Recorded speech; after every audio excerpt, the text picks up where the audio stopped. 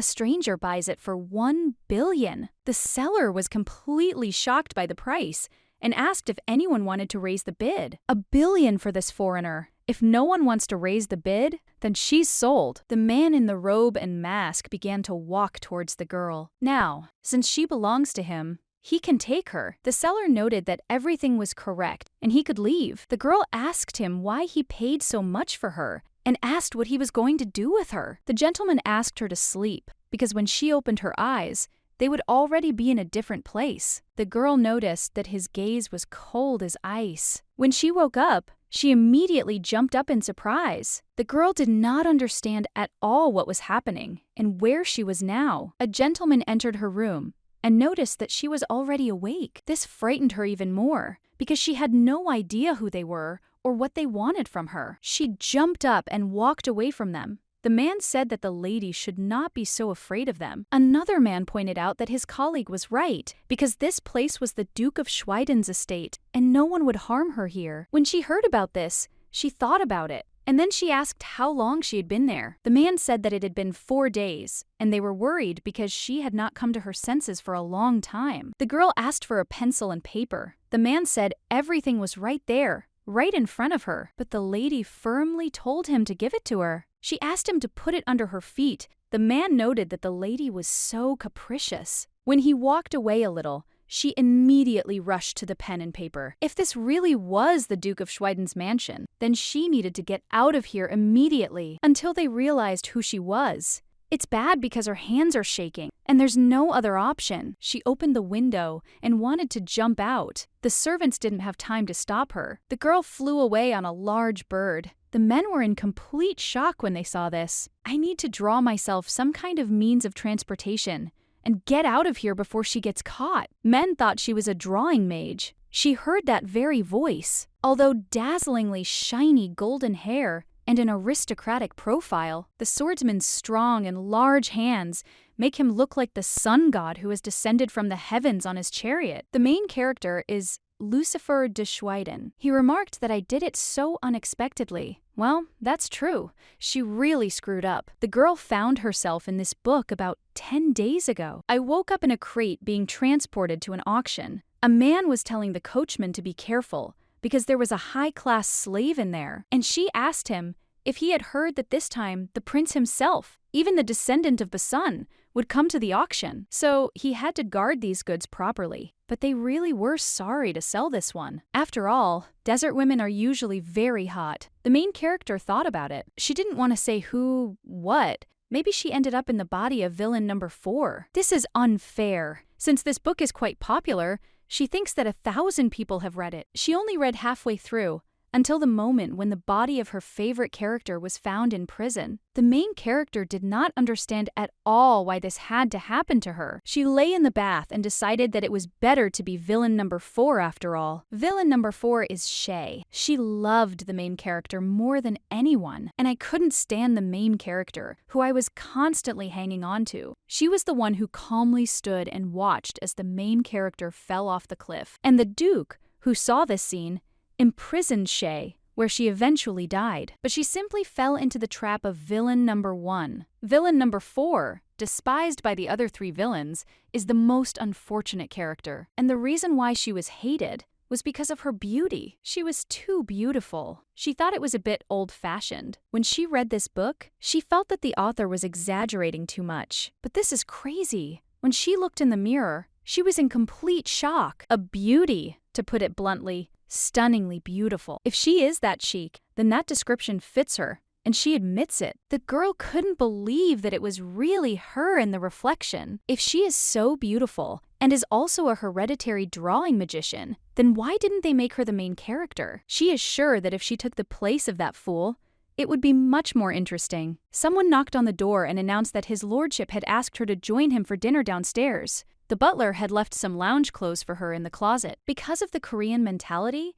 she is not used to talking like the aristocrats in books, and she is also unsure of Shay's noble origins. It would be a different matter if they were planning something evil, but it seems they haven't suspected anything yet. While she was washing herself, it was quiet outside. The man remarked that he saw that she had calmed down a little. A gentleman sat in front of her and told her to sit down next to him. If you think about it, Here they ride horses and fight with swords, just like in the Middle Ages. But there are also hot air balloons and trains. It's some kind of mixed world. She decided to ask the Duke if he was currently dating some beauty. The man said it was a wombu. Shay was surprised and asked again what it was. A collection of useless gossip and unconfirmed information. Shay realized it was just empty rumors. It's good, because servants are so naive. The master asked her to try the food. This is a clam chowder, not a soft one, so it will be easy to eat. When the girl tried it, she was simply delighted. It was delicious. This is because this is the first time in all this time that she is eating something normal. She almost swallowed the spoon. Lucifer suggested introducing himself first. He said his name. Shay also followed suit and introduced herself. The man decided to ask how she had been captured. Shay tried to remember what was in the original work. The fourth villain, who inherited the rare magical gift of drawing, Specimen was born in the small magical kingdom of Edmund. With her ability to turn anything she drew into reality, Shay had no equal. Well, naturally, many people with enormous power wanted to gain such power. They looked for magicians and turned them into their slaves. Even dying with my tongue bitten off was better than living like that. So she said they found out she was a drawing mage. Apparently, they were hunting her. Shay said she ran through the desert without a pencil or paper. The gentleman understood her and noted that in that case, she had nowhere to return to. Shay didn't quite understand why he was intimidating her, because she would run away as soon as she felt better. Lucifer told her to stay here for now, if she had nowhere else to go. The girl realized that this was a scene from the memories of the real villain number 4. Lucifer hoped she would testify against criminals accused of slave trading and running illegal auctions. Once the investigation was over, he would send her wherever he said. Shay didn't mind, noting that she needed time to recover anyway. And now,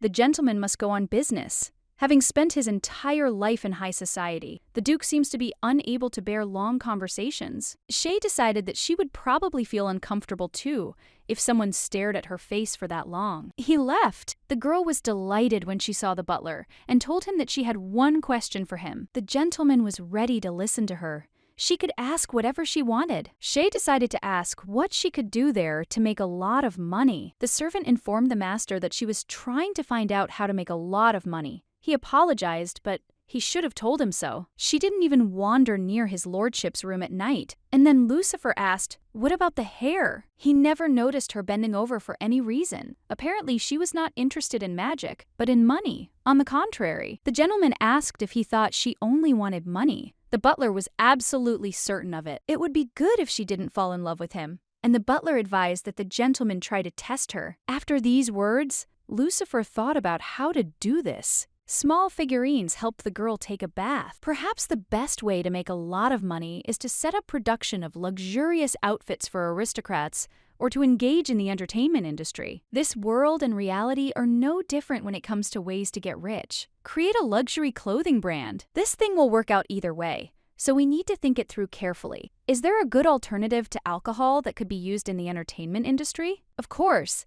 There are no people who don't like to have fun. Yes, her adaptability is better than 99.9% of people. Everything had changed so drastically, she didn't even shed a tear. Of course, now she could say goodbye to the mold and the basement room. And she thinks it's 100 times better than living with student loans after graduation. Besides, she could get rich here. Lucifer approached her and asked if everything was all right, which greatly surprised the girl. She realized an hour had already passed, and now she knew why he was there. Shay said everything was fine and she'd be right out. She needed to rinse off again. The door opened, and Lucifer entered her room. The girl was in complete shock and began to apologize to him for having to see this. Shay apologized many more times, but the man stood rooted to the spot. Lucifer informed her that he had not seen anything, so she could continue washing and apologized for disturbing her. The little figures, meanwhile, laughed at her, and the girl was very angry and said that she would kill them now. Her bright future has fallen into ruin,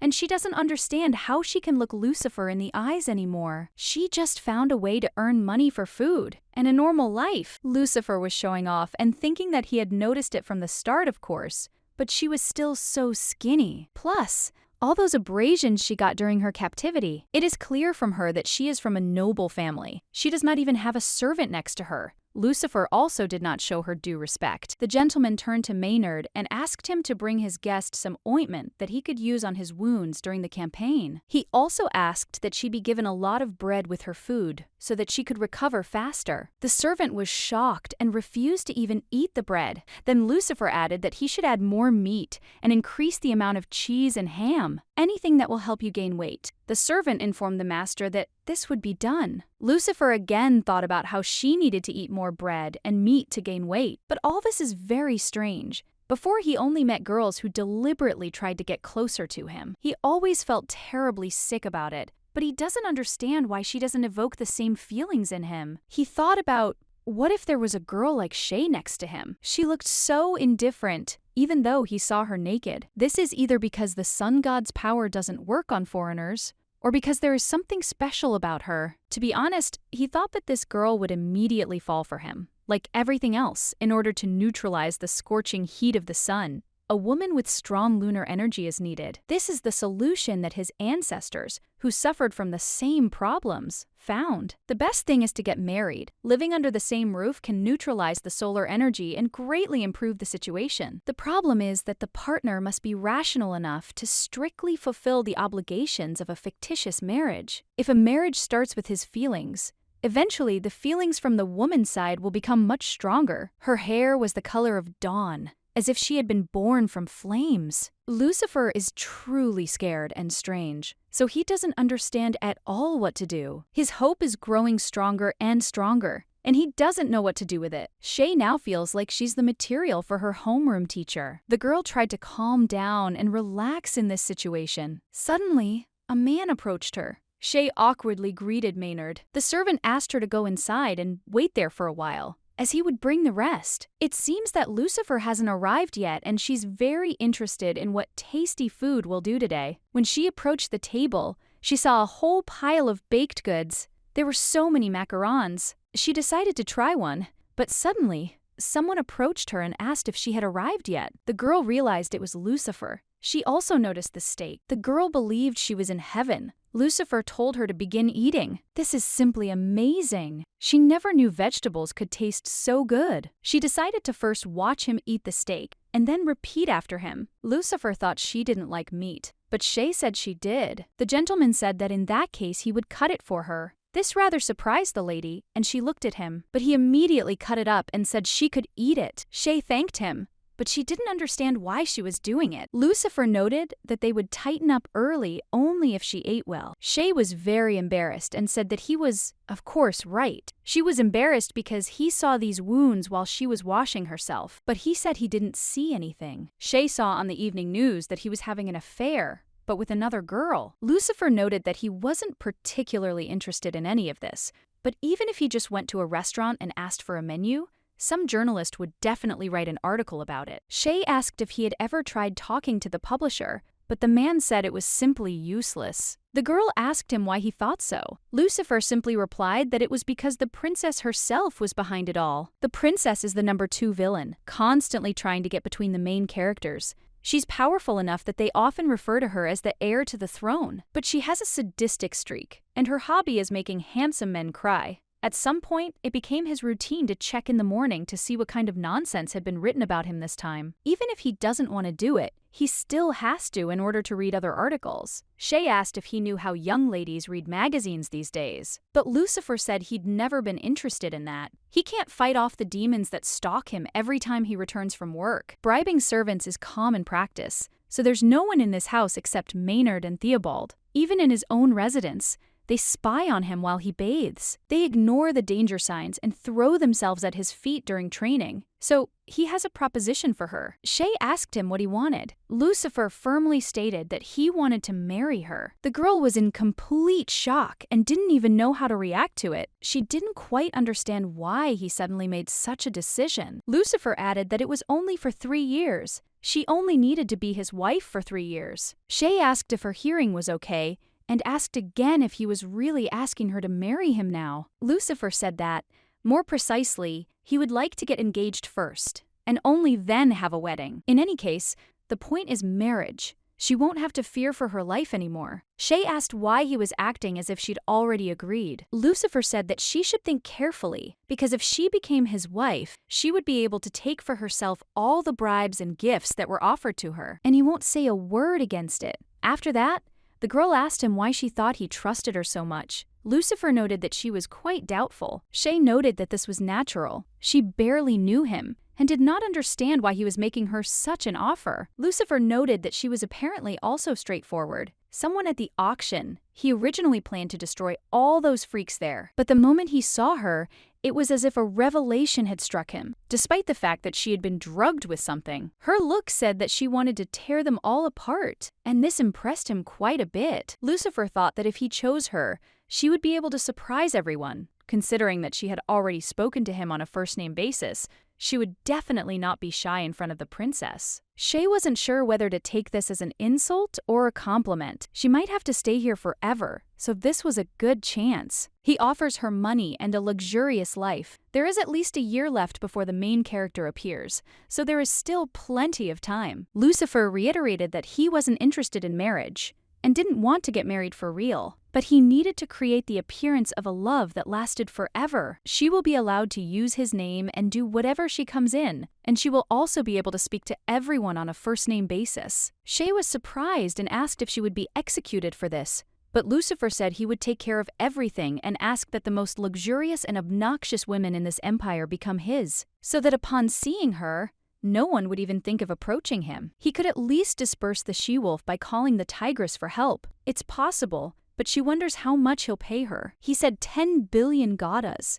If 1 gada is equal to 10,000 won, it's hard to even imagine how much that is. Besides, the prices were lower here. If he paid that much, they'd have a deal. Shay decided she'd happily show them what a real bitch meant. Lucifer was pleased to hear such an answer. The girl asked if he could give her half the amount in advance. The man noticed she'd suddenly started talking. Shay was worried about where she'd have to work if she couldn't return to the real world, but the money was good. First, she will sign a contract and receive money. When the main character appears, she will simply run away. She decided it would be easy. Shay promised Lucifer that she would show him her incredible acting skills, but she wants to set 2 more conditions for this.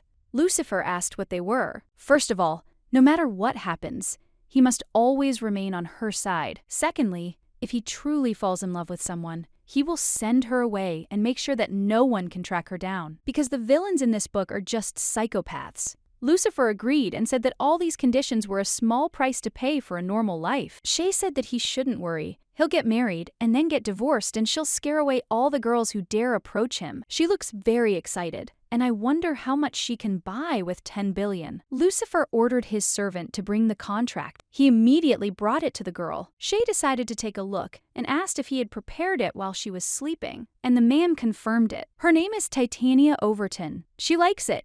It sounds like a fairy's name, and it suits her very well. She comes from a poor village family who came to the capital to get a job as a maid, but she was unlucky and was captured. The girl pointed out that this was a story about Cinderella, but Lucifer didn't quite understand what she was talking about. We need a romantic fairy tale that everyone loves. Titania said she doesn't mind, it looks pretty good, so she'll agree to do it. Suddenly, Lucifer jumped up, and the girl did not quite understand what was happening. He climbed onto the table, and after a few moments, he was right on top of Shay. It's an ambush. But the man told her to be quiet, because the enemy never sleeps. The girl didn't quite understand what it was, and Lucifer was wondering if they were still there. Needles laced with sleeping potion. Titania didn't quite understand what they were. I assumed they were aimed at her face. Only one in particular would use such dirty methods to eliminate a rival. Villainous number 1. But she decided it didn't matter who it was. She asked the gentleman to turn away, but Lucifer didn't quite understand what all this meant. Titania told him to stop chatting and take off his jacket. Titania apologized, but Lucifer did not understand at all what this woman was doing. Titania is not one of those people who will not rest until she has taken revenge on her offender. She asked if they were still there, and Lucifer confirmed it. Then she turned to him, and Titania told him to undress. Lucifer sighed with displeasure and immediately undressed. They finally caught the culprits. They disappeared, so Lucifer is curious about what she drew, but Titania pointed out that it was a company secret. She didn't even know how she'd say she'd drawn fireballs aimed at their backsides. She pointed out that, whatever the case, he should not forget that he had to pay her. Lucifer said that he wouldn't forget, so she shouldn't worry and should call him by his name in public. Titania was embarrassed at first, then suggested that she call him Darling, Bunny, Baby, Sunshine, and told him to choose from the four. Lucifer was in complete shock when he heard this, but he decided not to respond or react to it in any way. Titania decided that no matter how terrible the other villains were, she thought she could handle them. Because she won't turn down a 10 billion contract, her life is in danger, so she doesn't quite understand why she would run away at all. Even after what happened, such a thought never even occurred to her. Titania must put everything she remembers about this book into order. Villain number 1 is Peridot Christiana, the prince's daughter. Villain number 2 is Princess Teal's tyrant. Villain number 3 is Countess Maisie Amantine. She remembers that Maisie is the president of the Lucifer fan club, but other than that, nothing else really comes to mind, so she shouldn't pay attention to her. The biggest problem is that the number 1 villain has no moral standards or limitations, and she's not sure if that means she can kill anyone she wants. One wrong move, and it will all end badly. And finally, there's only one way to defeat villain number 2. The Duke sat in his room and thought about what she had suggested he call him. The servant asked if he was thinking about the lady now. Lucifer remarked that nothing was known to him. You can't hide it. Afterwards, the man noted that his master had received these injuries while protecting her, and he thought there was something he liked about her. Lucifer remarked that she was so strange. The servant assumed he was referring to her character. The gentleman will turn out to have nerves of steel, but that's good. The vision does not know what will happen in the future. The Duke completely agreed with him. And then the servant remarked that now the master needed to sleep. Lucifer asked if she really wouldn't give up. Blago confirmed it and said she wouldn't give up and wouldn't die. The Duke hoped so. Apparently, he was lucky to meet her. From the moment he first saw Shay, she had never shown any weakness. He can't explain what he felt at that moment. Perhaps a flash, an inexplicable feeling that everything could work out with her. Lucifer understood that soon they would have a lot to do, so it was already difficult for him. In the morning, Titania came to his room and told Lucifer to wake up. The man left the room saying that he had already woken up. In this case, he needs to get out quickly, because they need to buy a lot of things. Titania had thought about this before, but he's really handsome. Lucifer said he'd just call the merchants here. The girl tried to calm herself down so that she wouldn't think about it, because he belonged to someone else. She disagreed and said she wanted to go. If they went outside, other people would see her, and that would let them know he was in a relationship. Lucifer said that this cannot be done, and the girl was in complete shock and did not understand why. The man said it was dangerous and asked if she had been attacked a couple of days ago. Titania noted that since we were talking about it, she had prepared something to defend herself. She pulled out the drawing and said that she would keep it in her cleavage, and also said that he could look at her ankle. Lucifer pointed out that she didn't need to show him everything in such detail. She meant that he didn't need to worry so much, and that she wanted to buy him a good watercolor. He was embarrassed then because he saw her ankle. It was strange. These clothes were so uncomfortable, but she was ready to go. Titania knows he doesn't like women, but he must play his part well. Lucifer promised to try. If he doesn't know how to behave, then he should just play along with her, and she asked him if he had enough savvy for this. Great! That's enough for now. It would be great if the first rumors started to spread. First, I need to draw attention away from Lucifer and onto myself. That would probably make him feel more comfortable. The gentleman announced that they had arrived and added that there was an art shop there. She's very lucky to be here. He told her she doesn't have to worry about the cost of materials,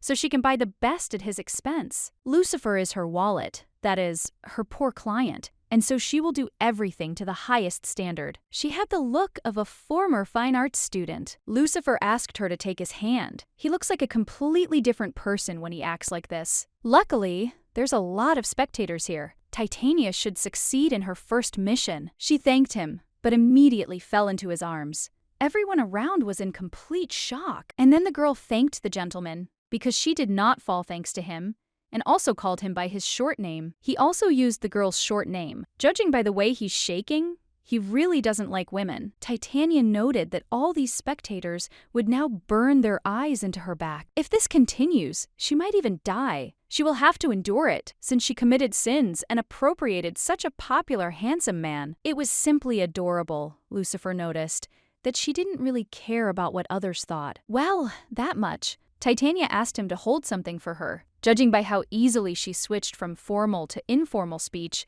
Titania clearly grew up in a noble family. Lucifer asked if she needed brushes, and she confirmed that of course she did, and that she should have bought more right away. The gentleman said she could choose freely, and also, she was shorter than he thought. Titania is 170 centimeters tall. There are so many different sized hands here, which is great. Her wrists are so thin, yet so strong. It would have suited her to stand at an easel, holding a brush in her hand. Suddenly, she called out to Lucifer. The girl whispered something in his ear, and he was very surprised. Titania didn't quite understand what it was, and she also had no idea what they should do. From today on, they would begin a series of attempts to kill her in every possible way. Anyway, if she were to die, she would first want to infuriate them, so she pulled him by the shirt and whispered an apology for it. She also started kissing him right in front of everyone. Lucifer was completely shocked and very embarrassed. All the ladies in the area were absolutely furious when they saw this.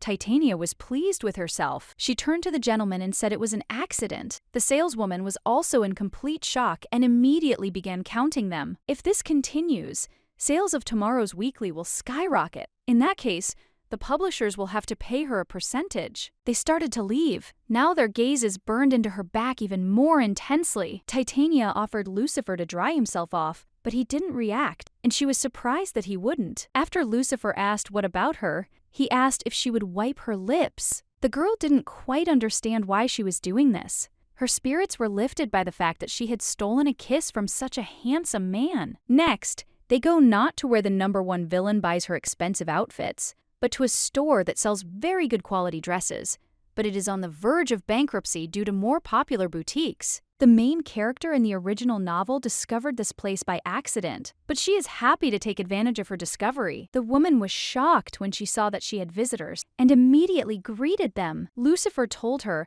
that they wanted to look at dresses that would suit his bride. He's a man who's not into fashion and doesn't understand it at all, so he asks for help. Price doesn't matter. The main thing is that it fits her. His lover said that the tailoring at this atelier was very good. Titania herself wanted to point out that he was right. The women said they would dress the future Duchess in the latest fashion and do everything to ensure their expectations were met. Since the Duke and his brides bought clothes here today, it is clear that word will soon spread about the shop, and no one will care about the design of the dresses. As I expected, no matter what she does, everything suits her, so she will take it all. She sat with the Duke and rested. Lucifer said that if she was tired, she could take a nap. The servant noted that she needed to be carried to the bedroom. Lucifer said that it was not necessary, because he would wake her up, so Lucifer would do everything himself, and the servant could go. The servant immediately understood everything and left the room. Lucifer watched her, not understanding where she had come from. While she was sleeping, he read all the available information about her,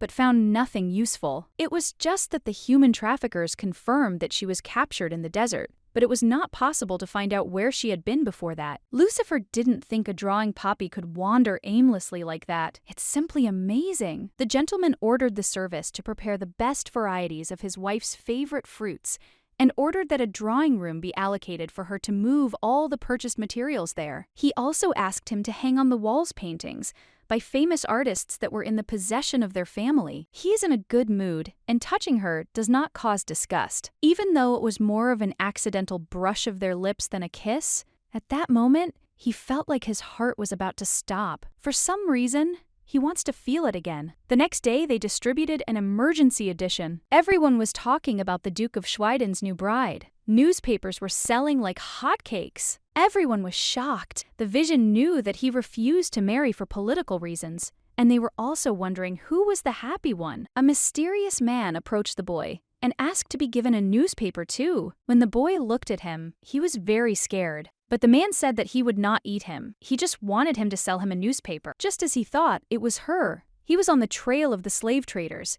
and when he found her, she suddenly decided to marry that idiot of a duke. There's just a little bit left to wait, and very soon he will get to her. I'll ask the princess if she should leave everything as is. The woman screamed that the article was so rude that she was speechless. She also asked if anyone knew the young woman would become a duchess. That's simply unacceptable. What if she's royal and they don't know anything about her? They can't just watch from the sidelines. The woman remarked that she understood what they were talking about. This magnificent man's lover. The women decided that they needed to organize a secret party, and, of course, they would invite only members of their fan club. A little over 2 weeks had passed since she had settled at the Duke's estate. During this time, she was attacked 3 times at night, twice while out for a walk, and once had iron filings mixed into her bath cream. Titania doesn't know if she should be grateful that at least they didn't put anything in her food. By this time, there were probably enough rumors about her to wrap the city's fortress wall around them 5 times. And she doesn't know if they should try to take a walk outside the residence. Lucifer remarked that he had a suitable spot in mind.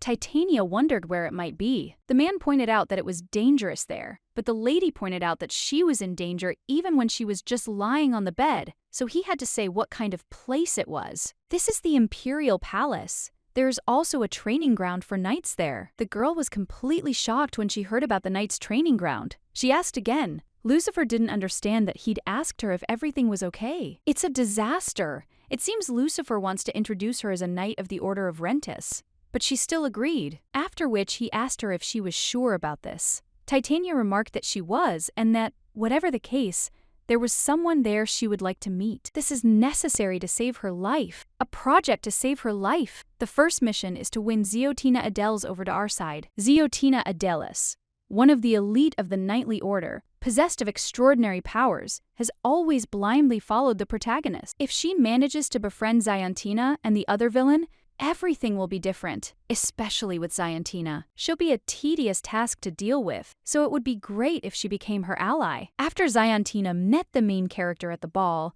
she became her devoted supporter, and since this had not happened yet, she had a chance. Ziontina has a weakness for cute and short girls. She is a beauty, but a little tall. Either way, you never know until you try it, so she's ready to go. The official duel will take place today, and the rankings within the knightly order will be updated. Titania asked if civilians could be present. Lucifer pointed out that the assumption is that he took her along because she's the bad girl he fell in love with, but usually not. Titania understood everything and noted that she was playing the bitch, but that was good. They arrived at the place. The girl was surprised when she saw the knights' training ground because it was so huge. All the knights stirred, for the captain had arrived. They immediately jumped up and stood before their master. This reminded her once again that Lucifer was a member of high society. The knight decided to inquire who it was next to him. The Duke remarked that he would like to introduce her to them first. This is his fiancée, Miss Oberon. The men said they understood,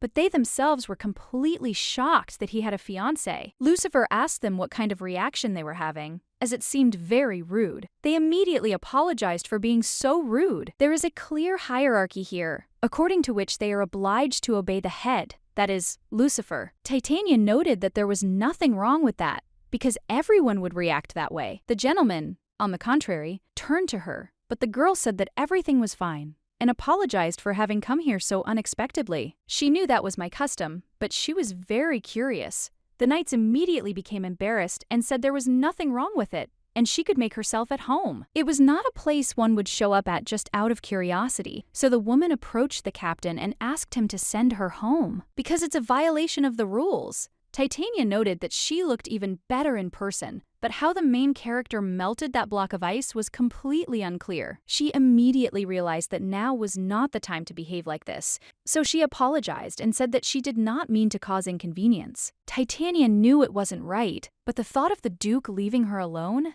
She tried to think of something sad, something to cry about. The knights immediately placed themselves when they saw her and said that everything was fine and she could stay, but the woman was against it. Anya, of course, must follow the rules, but their captain finally brought a bride, so they don't think it's necessary to be so heartless. Titania asked if everything was absolutely all right, and the knight said that, of course, everything was definitely all right, and he would prepare something so that the miss could sit down. The female knight approached Titania and remarked that she was playing her role quite skillfully. The lady did not quite understand what she had told her and wanted to ask again, but But Lys got ahead of her and asked what was wrong with her. Titania realized that her plan had gone down the drain and that she probably wouldn't be able to get along with her at all. And now the duel between Madame Ziantina Adelis and Sir Ormond Terrells. Ziantina always won against other knights. The scene where she, covered in mud, stood over her defeated opponent was considered one of the best in the novel. After that, she took off her helmet and approached the main character, who was almost in tears, and she said she dedicated this victory to her noble ladies. It was simply amazing. Only knights ranked in the top 30 can participate in the duel. She asked what place Ziantina Adelis currently ranks in. Ziantina is currently in 31st place. Titania was shocked and noted that she would be in the top 30 today. Lucifer asked how she knew about this. She hadn't seen her in combat. The girl immediately became embarrassed and said she didn't even know. Then she decided to change the subject and shouted about how loud it was. Lucifer asked her if she was serious. It's all so unexpected. It's harder to watch than she thought. It's like someone banging cymbals in your ear for an hour. Lucifer asked her if she could see that boy near the sword stand. The lady noticed what she saw, but did not quite understand why he said this. He's the princess's spy, and he's pretending not to notice him, even though he knows who he is. He's standing there specifically where he can see them clearly, so he's interested in how to create an accurate picture of their relationship. Even a place like a knightly order can be infiltrated by spies. So next time, she should bring a pair with her, because it's too noisy here. Suddenly, Lucifer covered her ears and told her that the fight would soon end. Titania asked if it was true. When he covered her ears, it was much better. In his appearance, they were very large. Titania also asked if she could choose who she would root for. Lucifer said why not, as all knights get the support of the ladies during the duel. Titania shouted that Ziantina had snow-white skin and that she was also very beautiful and would definitely win. Titania felt embarrassed because she didn't want to make her blush. Lucifer noticed that no matter what she did, she exceeded all his expectations. Titania asked if this was a compliment and realized that Madame now hated her. Lucifer told her not to see herself and added that Ziantina was very shy. She was shocked when she heard this, as she couldn't believe she was so embarrassed. At this rate, she's sure to score. The man remarked that he envied her, since such a beauty was rooting for her. Ziantina screamed at him to shut his mouth and began to attack in a rage. She knocked the sword out of his hands, thus winning. Lucifer remarked that it was good work, and she rose in the rankings. Titania asked what the technique was that she had just used. Lucifer stated that it is not so much a technique as a village that manifests itself once a certain level is reached. The girl believed it was because the sword's power was growing. Her husband confirmed that this was indeed the case. It was simply amazing. Suddenly, she saw a knight standing next to her, and she had no idea how long she'd been standing there. He hadn't even noticed her. Ziantina announced that, as the winner of the duel, she was asking the captain to be her opponent. Lucifer accepted her challenge. Another fight, the same as the last one-on-one. In that case, they decided to start. It's just amazing, and it's truly spectacular. Retro told the lady that he had brought iced tea and asked her to try it, but the lady told him to be quieter, introduced trying to concentrate. On the field of pain, Hallelujah Lucifer earned the nickname the Mad Knight. In fact, when he fights, the air is filled with a frantic tension. Besides, he looks like he's having fun right now. His fiancée even thought about it. He is such a skilled warrior that no one can even leave a scratch on him, which makes the princess a very outstanding person. Suddenly, she noticed that the spy had disappeared. Ziantina struggled to somehow resist. There was nothing wrong with such a drink, but it was strange that there was no one next to her. Well, if it were her in his place, she would probably have tried to attack. It seemed safe enough. A spear had flown into her, a little further to the left, and she would have died on the spot. Because of the dust that rose, no one noticed that she had used magic. Well, when she looked at the field, she didn't understand where they both had gone and thought she was delirious. Ziantina approached her and asked if she had told her to come home. But Titania only asked Madame where Lucifer was now. She reported that the captain had gone to catch the attacker. The lady apologized for causing them trouble and couldn't count the number of times her life had been in danger. And then the knight thought for a moment and decided to ask what kind of bird was next to her. This is a guard bird that she bought in the alley. If it weren't for her, She would have been pierced with a spear. Ziantina asked if such a thing could really happen. Titania was completely shocked that she believed her. The lady noted that she had not been in the capital for long and did not know the local customs, had not done anything bad to anyone, but everyone hated her. The woman said she could inform his lordship.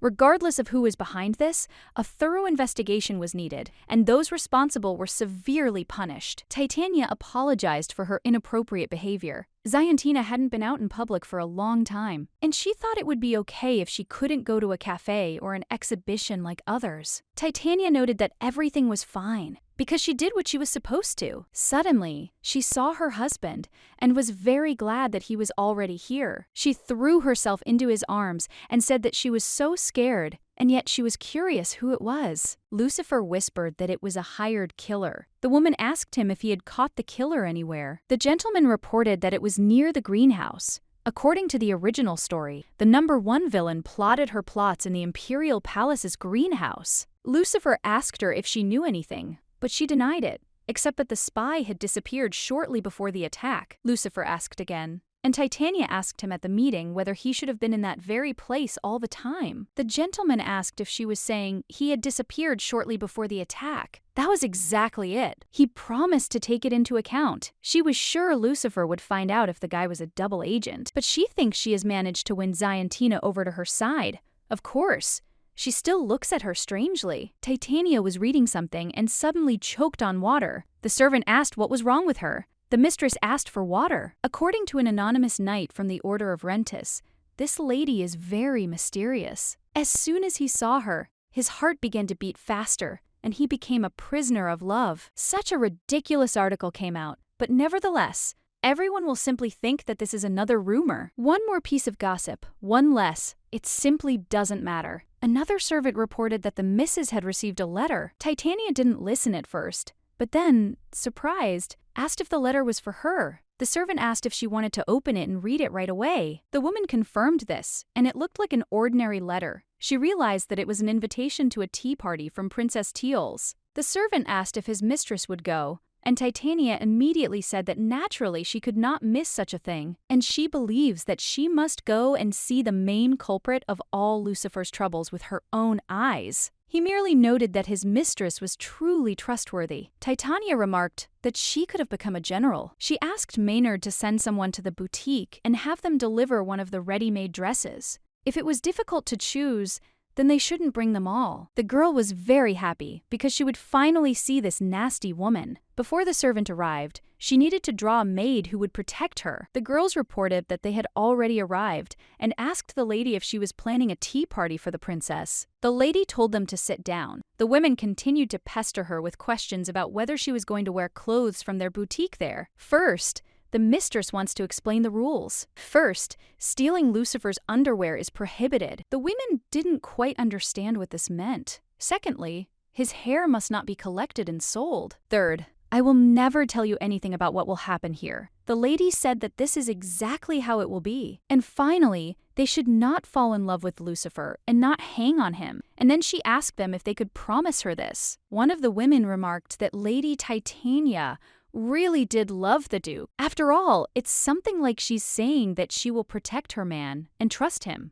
or protect her lover. They signed the contract and cats immediately approached them. The woman did not quite understand who they were. The lady said that these cats are the keepers of the contract, bought from the magician. If they break at least one of the rules, then these cats will turn into monsters and tear them to pieces. Look, they said they wouldn't do anything wrong. The lady remarked that, of course, these cats were very cute. The servant announced that the snacks were ready. Titania told the women that they could help themselves, and if they particularly liked anything, they could order more. While they are working here, if they get hungry, the servant will prepare whatever they want. The lady asked if it was really possible to ask for whatever they wanted. Titania said that's exactly it, because she has a lot of money. It's simply amazing and chic. By the way, the number of kidnappings has noticeably decreased recently. Of course, it could have been even less, but this is still a good result. The man asked if she needed him anymore and understood that this meant that she had really left him. The gentleman came and immediately asked where Titania was,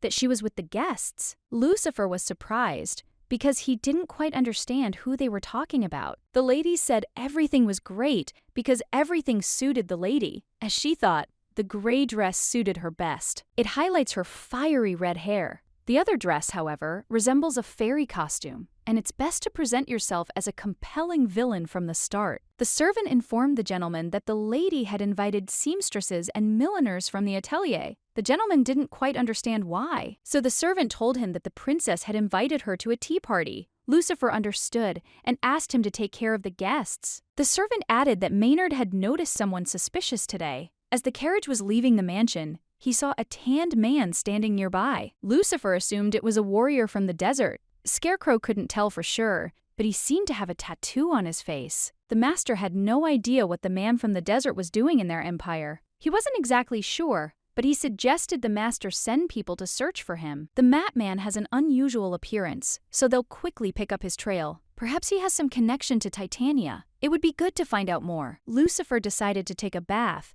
and thought about the warrior from the desert. It was the only time in his life when a duel ended in a draw. It was an eerie feeling, as if everything around him had disappeared and there were only the two of them left. Lucifer, that man with the slanted eyes, looked like he was ready to die in battle, because life weighed heavily on him, and he had the power to kill Lucifer. The man was sure it wasn't him, but later realized he was overreacting. His wife knocked on his door and asked if he was asleep. He answered, and that's why she was angry. But she still turned to him, calling him dear and saying that she missed him to death. Lucifer opened the door in complete shock. Titania remarked that he was too handsome because she had no idea what she was saying. The woman asked if he was going somewhere and inquired why he had come here. The gentleman announced he was going to a tea party. Titania first asked which tea party he wasn't going to, but she was the one invited. Lucifer announced he was going to a tea party hosted by the princess. The girl was completely shocked and didn't understand why he was going. He just said that as an escort.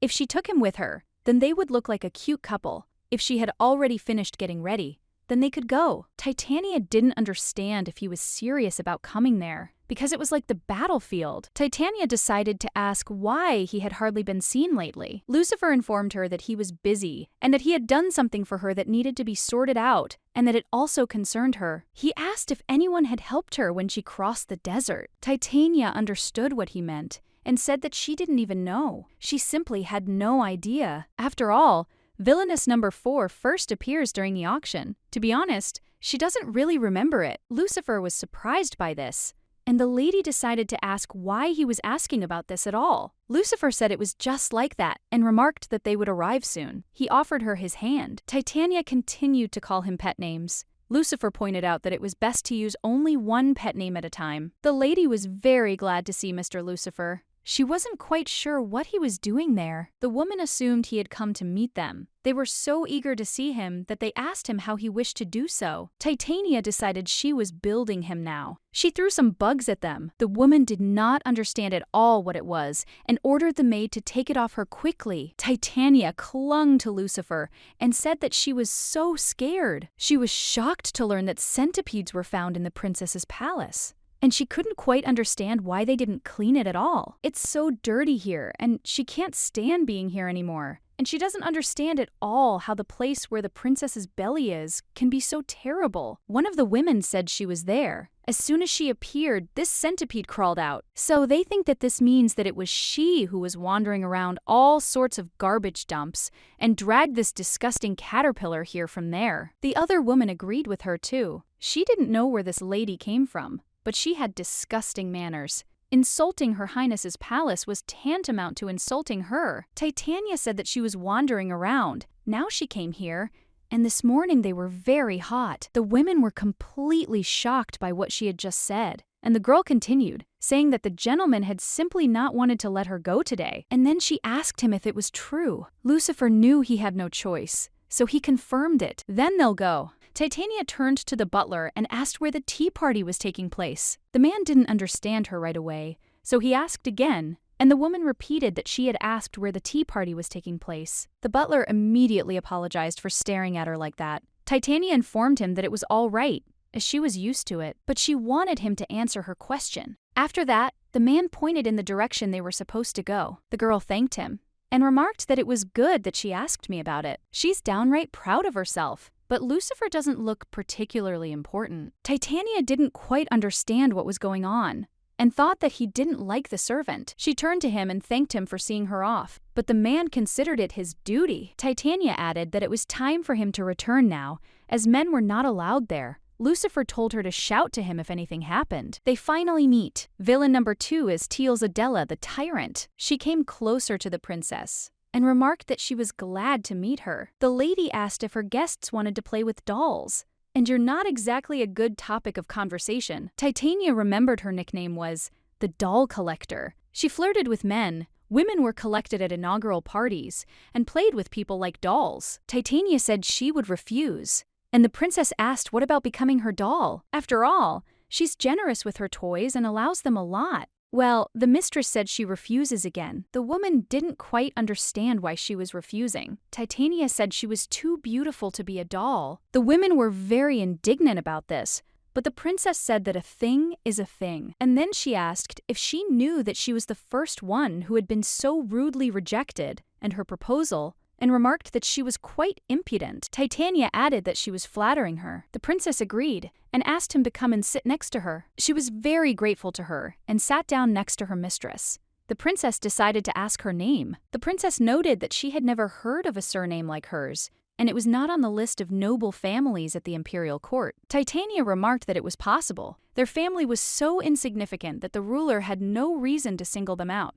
The princess remarked that her mother must have been a wonderful woman, though she couldn't recall anyone like her. The girl remarked that this was true and that she had a truly wonderful mother. Naturally, that was true. The princess thinks that this is true and then asks what her real last name is. But Titania stood her ground. The tension between them continued, but the princess remarked that she loved riddles. Since she was born a genius child, there has never been a mystery she couldn't solve. So her life is quite boring. Titania wondered if she had become a new mystery to her. She certainly was, but she shouldn't let herself be unraveled too quickly, for she wanted to prolong the pleasure. She welcomed the lady into her palace, so Titania was grateful to her, but the princess believed that she should be the one thanking her. Titania remarked that she had heard that her fiancé was very popular and added that she was very jealous. Even though they only recently got engaged, they are determined to get married. That's why she wants the princess to tell her who here likes her husband so much,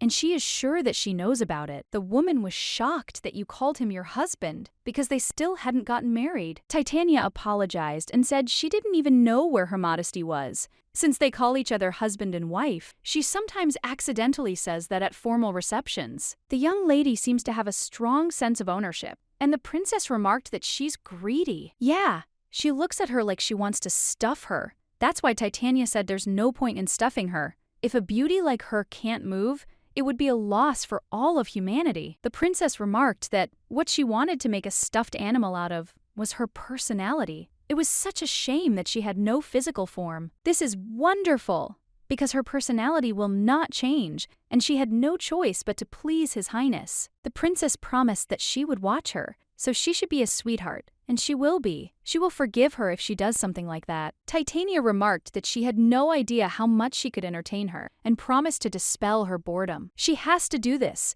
a project to save her life. Mission 2, attract the princess's attention and hook her. She's taken the bait. It's a great catch. Titania was tired, the gentleman noted, so that all appearances the party went well. The woman said that everything was fine, and then a question was heard about how she liked the princess. The lady remarked that she was particularly interesting, but this surprised the gentleman a little. Lucifer asked if she was serious.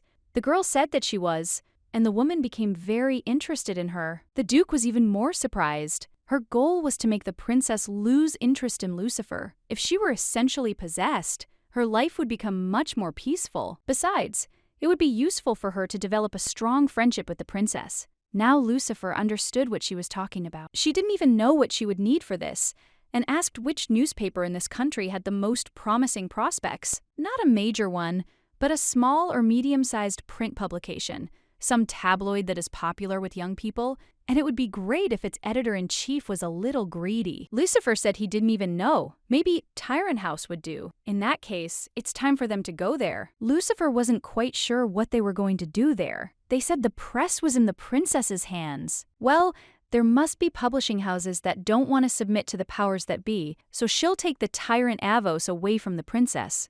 Mr. Is became curious about what she'll offer them in return. Titania said that she had the exclusive right to publish articles about their love story. Others may only chase them madly and publish speculations, but they will specifically call journalists from Tyran Avos and go on a date. Lucifer was shocked and asked if the tyrant house would then publish articles about them, and newspaper sales would rise. If this happens, the number of their readers will increase sharply, and they will gain increased influence on public opinion, and then, on the contrary, will begin to publish truthful news. Titania noted that other speculative publications would begin to be released, and that it would take some time for this plan to be implemented. Titania assumed he didn't like her idea, since he was looking at her so strangely. He noted that, judging by everything, she was definitely an aristocrat, because she knew a lot about relationships between people and understood how to use it. A commoner would have had a hard time coming up with something like this. Titania was shocked, and he said it so calmly that it scared her. She doesn't know anything about Titania's origins in the original. There was nothing about it in the book. Therefore, the lady said that whether she was a peasant or a noblewoman, in any case they would hunt her. The lady thought it would be all right if she continued to insist that she had lost her memory. And then she thought about what would happen if someone appeared who knew her from the past. They arrived and the servant greeted the master, but Lucifer gestured to him to be quieter. Titania had simply fallen asleep, so they should be quiet. Theo said he would call Maynard, but Lucifer said there was no need, because he could carry it himself. This wasn't how it should be. Her sparkling eyes and the lively glow on her face when she wakes up in the morning, her hair that flows over her shoulders when she turns her head. In just 1 month, this girl turned his head, but if she stays with him, then, in the end, everything will fall apart. The woman next to him is doomed to suffer, and he's afraid to give in. And so he decided to remain a bachelor, but he doesn't want other men to touch her. When he tried to cover her, she quietly asked him not to leave the bedroom. Lucifer thought she wanted him to massage her feet, but then he would wake her up. He wondered if there was a way to massage her legs without her waking up. Suddenly, the lady pulled him towards her, but Lucifer immediately jumped up and did not understand what was happening. A servant approached him and asked him if the young lady was sleeping soundly. Lucifer was very embarrassed. The servant himself noticed that for some reason his master looked a little different. The servant said that he would report on the matter that the master had ordered to be investigated several days ago. Firstly, that stranger appeared in the capital not so long ago. They say that he still visits cheap bars and inns and shows an unusual interest in newspapers. Lucifer was surprised and asked if he knew their language, since he read the newspapers. Theo remarked that he did, and that at the very least, he was a descendant of the Ram people, but the gentleman said he might be a Kun. The nomadic peoples inhabiting the desert are divided into dozens of tribes. Among them, there are many powerful clans that live near the oasis. These include the Rams and the Kuns. The gentleman asked how his appearance was described. He has black hair, red eyes, and a tattoo on his face. If so, there's a high probability he's a Kun. He even has a warrior's mark. It could have been him. The old wound immediately burst open with pain. He learned that he'd been hanging around the mansion not only on the day Maynard discovered him, so the gentleman inquired if there were any witnesses. Bitch reported that the owner of the inn where he stayed twice said that he read the newspapers every day, as if he was trying to find someone in them. Come to think of it, when he asked Titania about the desert, she pretended not to remember anything. The servant also reported that he even tried to find out who Duke Schweiden was. Perhaps they were somehow connected. Lucifer remarked that he could only learn something if he saw him, and the servant was surprised that he was going to meet him. It felt like his insides were suddenly twisting. Lucifer said not now, that for now they should just watch. Titania slept well. She didn't quite understand why she fell asleep every time she was getting ready to go somewhere. She hadn't even changed her clothes. Today she should call the maid she'd drawn, because she wanted to announce it to everyone. But first, she needed to take a bath. It's such a beautiful morning today, and the lady is in a very good mood. Lucifer asked his wife if she had caught a cold, but the lady said no, because it was spring now. She also asked him to look at her painting. The Duke remarked that she had painted it beautifully. While he was there, he noticed that Lady had woken up early. Titania said she was already awake and asked if they had slept well, and also said she would show them something interesting. She asked them to close the dining room doors and come here, and to draw the curtains. She asked them to admire what she was capable of in this body. She spoke special words, and with their help brought the maid from the painting to life. She asked her to open her eyes. She immediately understood what was happening, but when she saw her mistress, she immediately rushed into her arms. She greeted her mistress. The girl said she was born to serve her, and therefore asked for a name. The mistress replied that her name was Juliet and asked if she would serve her faithfully. The maid was overjoyed,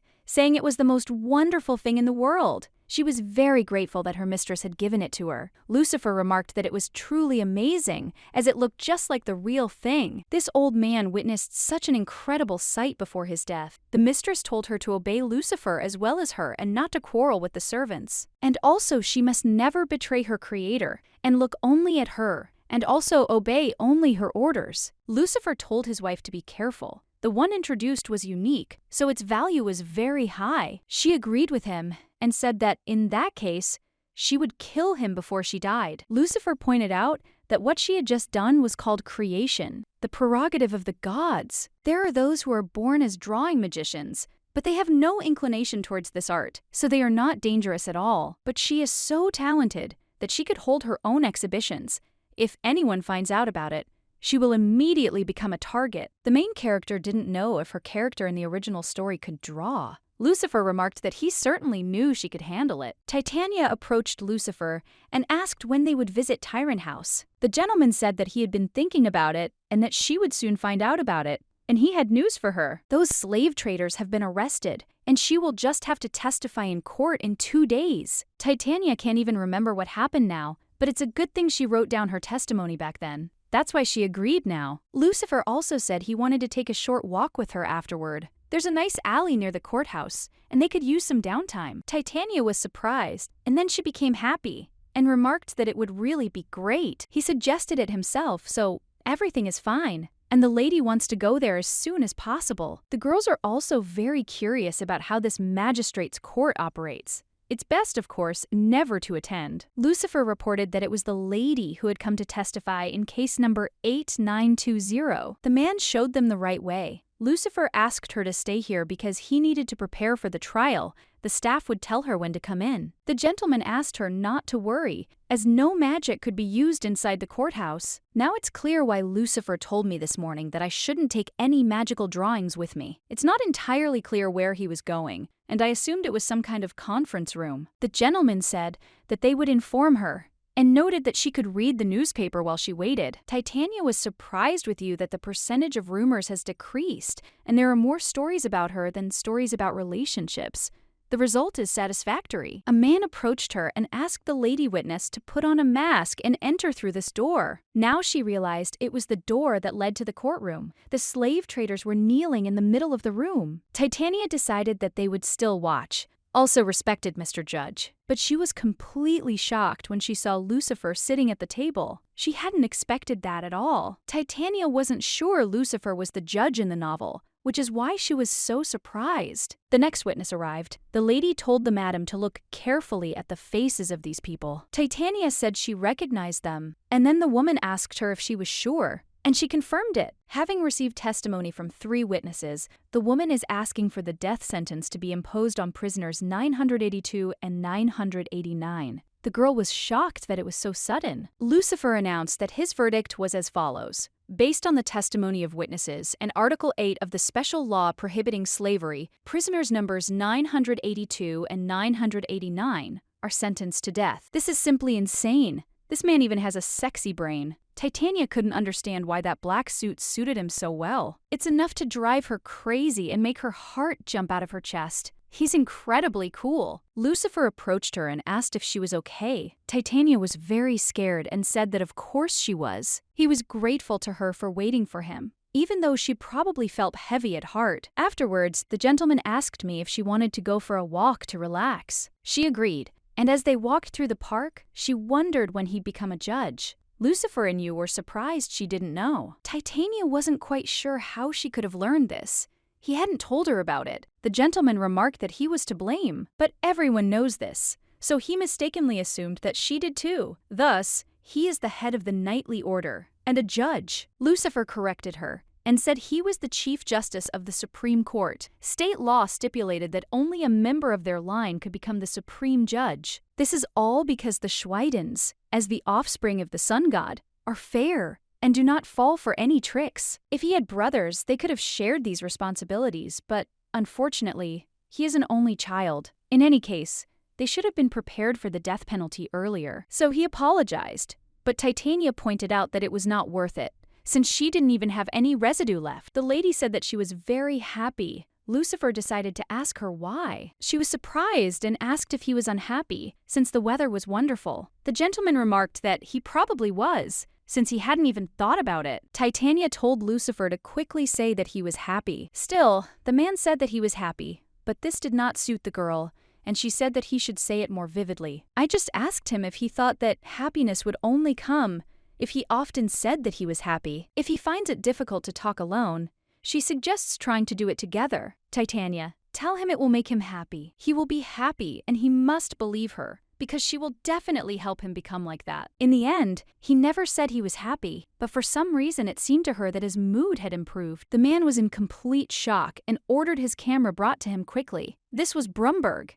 editor-in-chief of the publishing house Tierenhaus. The man, in horror, asked where his coat was, after which his subordinate immediately gave it to him. They didn't quite understand what had been with him since that morning. The girl herself didn't even know, and she also became curious about the letter. Brumberg told them not to go out and report today, but to follow him, because they have a special edition. No, a super special edition. Lucifer told his wife that she was as beautiful as she was. Titania was very embarrassed. She said she could eat a lot without gaining weight. That was her flaw. They called each other affectionate names and ate together with the reporters. The mistress also fed Lucifer. Naturally, the Tyrant House immediately accepted her offer, since she promised them the exclusive right to do all official reports and interview them. They saw this as a great chance to become independent from the princess's funding. But they seem so surprised they can't even put down the menu and eat anything. This won't do. Perhaps they should change location. If journalists come to interview them, they will have to answer questions evasively. Titania called Juliet to follow her, and she happily ran after her. The lady just can't wait to see what article they come out with. Everything was going like clockwork. Titania herself wasn't sure it was possible to be so perfect, and her face is beautiful, and all her plans are successful. She doesn't understand at all how this is possible. Suddenly, she heard strange sounds and thought it was another attack, and she had to run. It seems to be an urgent matter, so she wonders if she should check what's there. But the maid said it was dangerous, so she would have a look herself. Juliet asked her to wait a little, and then opened the window herself. Anyone would have said this man looked suspicious. It's a good thing he's just standing there. We should close him down quickly. This man called the lady by name, and she was simply stunned and did not understand at all what it was. Lucifer entered the room and addressed his wife. She asked if she'd taken too long to fix her makeup, as she'd unwittingly kept him waiting. The food had all gone cold again. The man asked if everything was okay, as if she'd seen a ghost. Titania was shocked that she turned so white. She knew it wouldn't do. She informed the gentleman that they would talk in the carriage, and suggested that he move there as soon as possible. Lord, I said that they would do so I got tired and demonstratively called my wife with me. Titania didn't even know when he started touching her so freely. She was also very curious about who that guy was. Lucifer turned to the lady and said that he thought it was time to tell what had happened. Titania had no idea what she was supposed to say. While she was in the ladies' room, a man knocked on the window from outside. Lucifer was surprised and asked again, then remarked that it was good that Juliet was with her. The lady agreed with him and added that he then called her by name. Lucifer noted that Titania had already said she didn't remember what happened to her. The girl confirmed this once again, but it seems she is not trying to restore her memory, as if she does not want to, and Lucifer does not understand why this is so. Titania noted that she simply believed that there was no need to restore it if she was already doing well. She just wanted to live peacefully for a couple of days and again a hired killer, because someone attacked the carriage. But Lucifer decided that this would not happen and grabbed the lady in his arms. The Duke ordered him to identify himself and explain why he had done this. If he didn't like the answer, he would be forced to arrest him immediately. The man asked why Shay had such a look on her face, since she had said that she hated carriages because they made her feel like she was in a coffin. That's why he broke it and knows she was forced to ride in it. Besides, He thought she'd like it. It's too quiet here, and she always loves a thrill. Titania was absolutely shocked because she thought this guy was just stalkers. But it turned out he was a real madman. He noted that they hadn't seen each other for so long, and he was shocked that she wasn't happy to see him at all. He extended his hand and invited her to return to their paradise. Lucifer angrily asked what he was even talking about. The girl noticed that he was quite angry. The girl remarked that he seemed to have confused her with someone else, since her name was Titania, but he said it was a lie. The girl said she was Titania Oberon, the only daughter of Viscount Oberon, and she didn't know any Shay. The stranger did not understand at all why she was pretending not to know him. And if so, who was he? The girl shouted that in that case, he should take off his hood, because she did not understand at all how she could understand who he was if she could not see his face. The man asked if she had really forgotten everything. If it was a joke, then it wasn't funny to him, because he already liked his face so much. So he doesn't understand why she doesn't remember it either. Nothing will change. Everything is the same. She still doesn't understand who this period is. But he is handsome. Lucifer said he knew him, and that he was the first Lacoon of the Coon clan. Tattoo on his face, black hair and red eyes. Lucifer hadn't seen him for a long time, but he hadn't changed at all. It was definitely him, and he left a scar on his body. He was the only one who managed to strike Lucifer with the sword. The girl was shocked, since the original story said that Lucifer had been in the war and suffered a combat wound. But it was this guy who did it. And he called villain number 4 by name. That's weird. He showed himself to me even during the war, provoked by the unification of the desert clans. So he does not understand at all why he appeared here so unexpectedly. Titania asked him to wait, because she did not quite understand what desert clans were and what Lacourm meant. She also asked if he really meant to say he was stronger than Lucifer. Between the Tyrant Empire and the other countries, there was a very hot place. Hot and an endless sandy field. There, around the oases, tribes gather, the most famous of which are the Ram and the Kun. In their language, Lacourm means warrior, and he is the strongest of all warriors. The man was very surprised because he did not understand what he was talking about. And also, he was too loud. Lucifer asked if he really didn't remember him. The man remarked that he knew he was an idiot who was constantly grieving for Shay, and he heard a hilarious joke about her being his fiancé. He turned to the girl and said that if she wanted to stay here a little longer, she could. Then she can stay, but asks not to make him wait too long. Titania did not understand at all what he was talking about. They got acquainted and continued to say that he would always be there for her. And he also asked her not to forget about him, a man who cannot live without her. And then he said goodbye to her and quickly ran away. The girl was shocked with you that he would leave so easily, and she became interested in how close they were with villain number 4, that he was suffering so much. The atmosphere became awkward for him. Titania assumed they had crossed the desert together, or perhaps fallen in love there. She was curious if the relationship between Lucifer and Geisha was the same in the original book and in the media, which must be cool. She also had no idea how they were going to get back if the carriage was broken. So she decided to ask Lucifer how they were going to get home. But the man ignored her, simply furious. She continued calling him, but he didn't respond, and then he asked her again what she had asked. Titania said she simply thought they needed to get home soon. Lucifer apologized and pointed out that she was indeed right. He decided to summon the aerostat. Titania didn't know what it was and asked again. He hadn't used it in a while, because there was an incident when he was being chased in an unfamiliar flying machine. It's simply enormous. As soon as they returned on their personal airship, Lucifer called the reporters from Tyrant House to personally inform them of the attack. The reporters asked if the identity of the attacker was known. Lucifer said no. They say he resembles the warriors of the desert. And is the tyrant in danger again? The Duke said that they should not worry, because no matter what happened, he would stand in defense of the Empire. The gentleman also asked how yesterday's issue had sold. He said it was simply incredible. It was all sold out. For the first time in the publishing house's history, the entire print run sold like hotcakes. He asked him to pass this on to the staff, as they had done a wonderful job. The man asked what it was, and the lady said it was a gift, because he said they had sold everything. This is very important to them. And they also asked if the lady knew how to sell more. Naturally, if Tyrant House's business improves, it will only benefit her. Their newspaper decided to receive sponsorship from her, and they from the princess. Time to get down to business. Tyranny also wanted to ask him something. Did he know anything about Earth's soil, for example, about fertile soils? The man thought aristocrats knew better. Tyranny asked because she didn't know. If we talk about fertile soils, then first of all, it is worth mentioning the fertile lands in the south of the tyrant. But they already have owners. Managing the territories granted by His Majesty is the task of feudal lords. Titania wondered what was happening to the vast, barren lands. He wasn't particularly aware of it,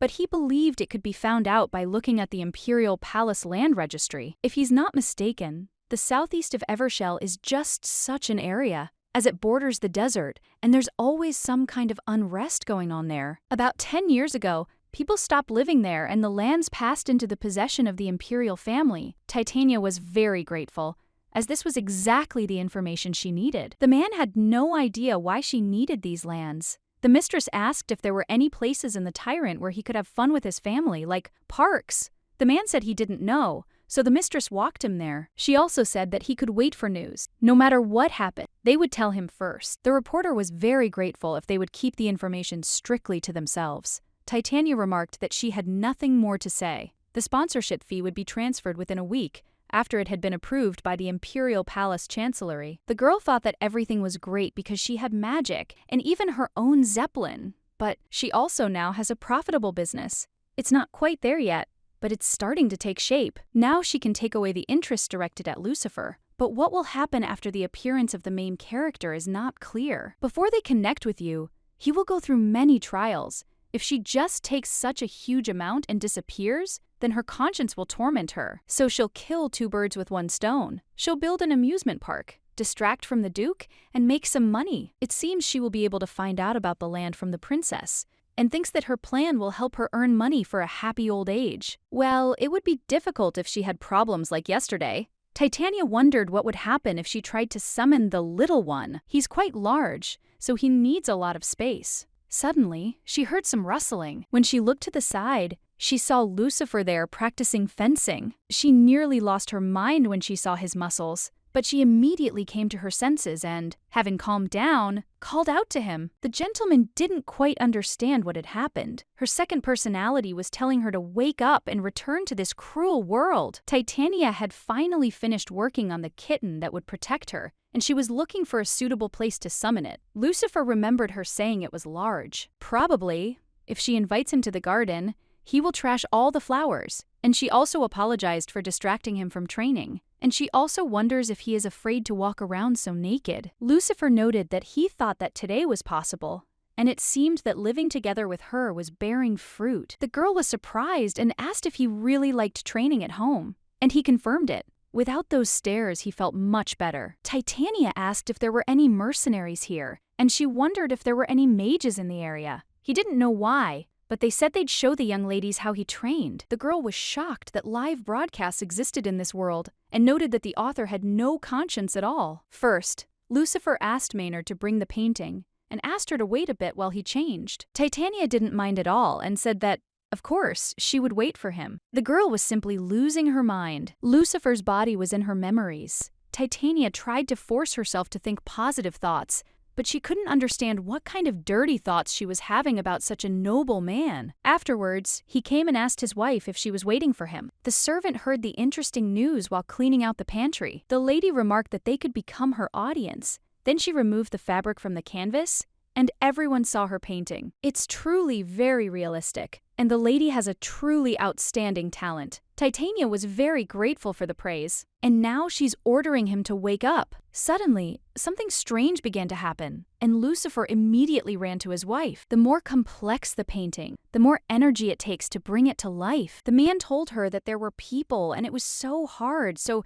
there was no need to do this because she had turned pale, and it was better to stop right now. But Titania told him that she could handle it, so he didn't need to touch her, because everything was fine. She still has a little time left, but she will do it because she really needs him. It's time to go. Titania attempted this difficult task. Lucifer approached her and told her that it was dangerous and she shouldn't put herself through it. Finally, it summoned him, a huge kitty who would protect her from enemies. The woman told the cat to obey her. He immediately fell on his face. It's a little difficult, but she doesn't want to order him to go back. Everything is fine, but the cat's name spoils his mood. But he has to accept it, because his name is the basis of the contract, and he can't change it. So he asked her to try not to call him by his name. The man was completely shocked when he realized the cat was talking. Meanwhile, the cat thought that he was allowed to talk, but he assumed that perhaps it was the mistress's servant, so he would pretend that he had not heard it. The girl couldn't understand why he was so violent. It was all because he was hungry and asking her to feed him. So the gentleman asked him whether he preferred fried or raw meat. The cat replied,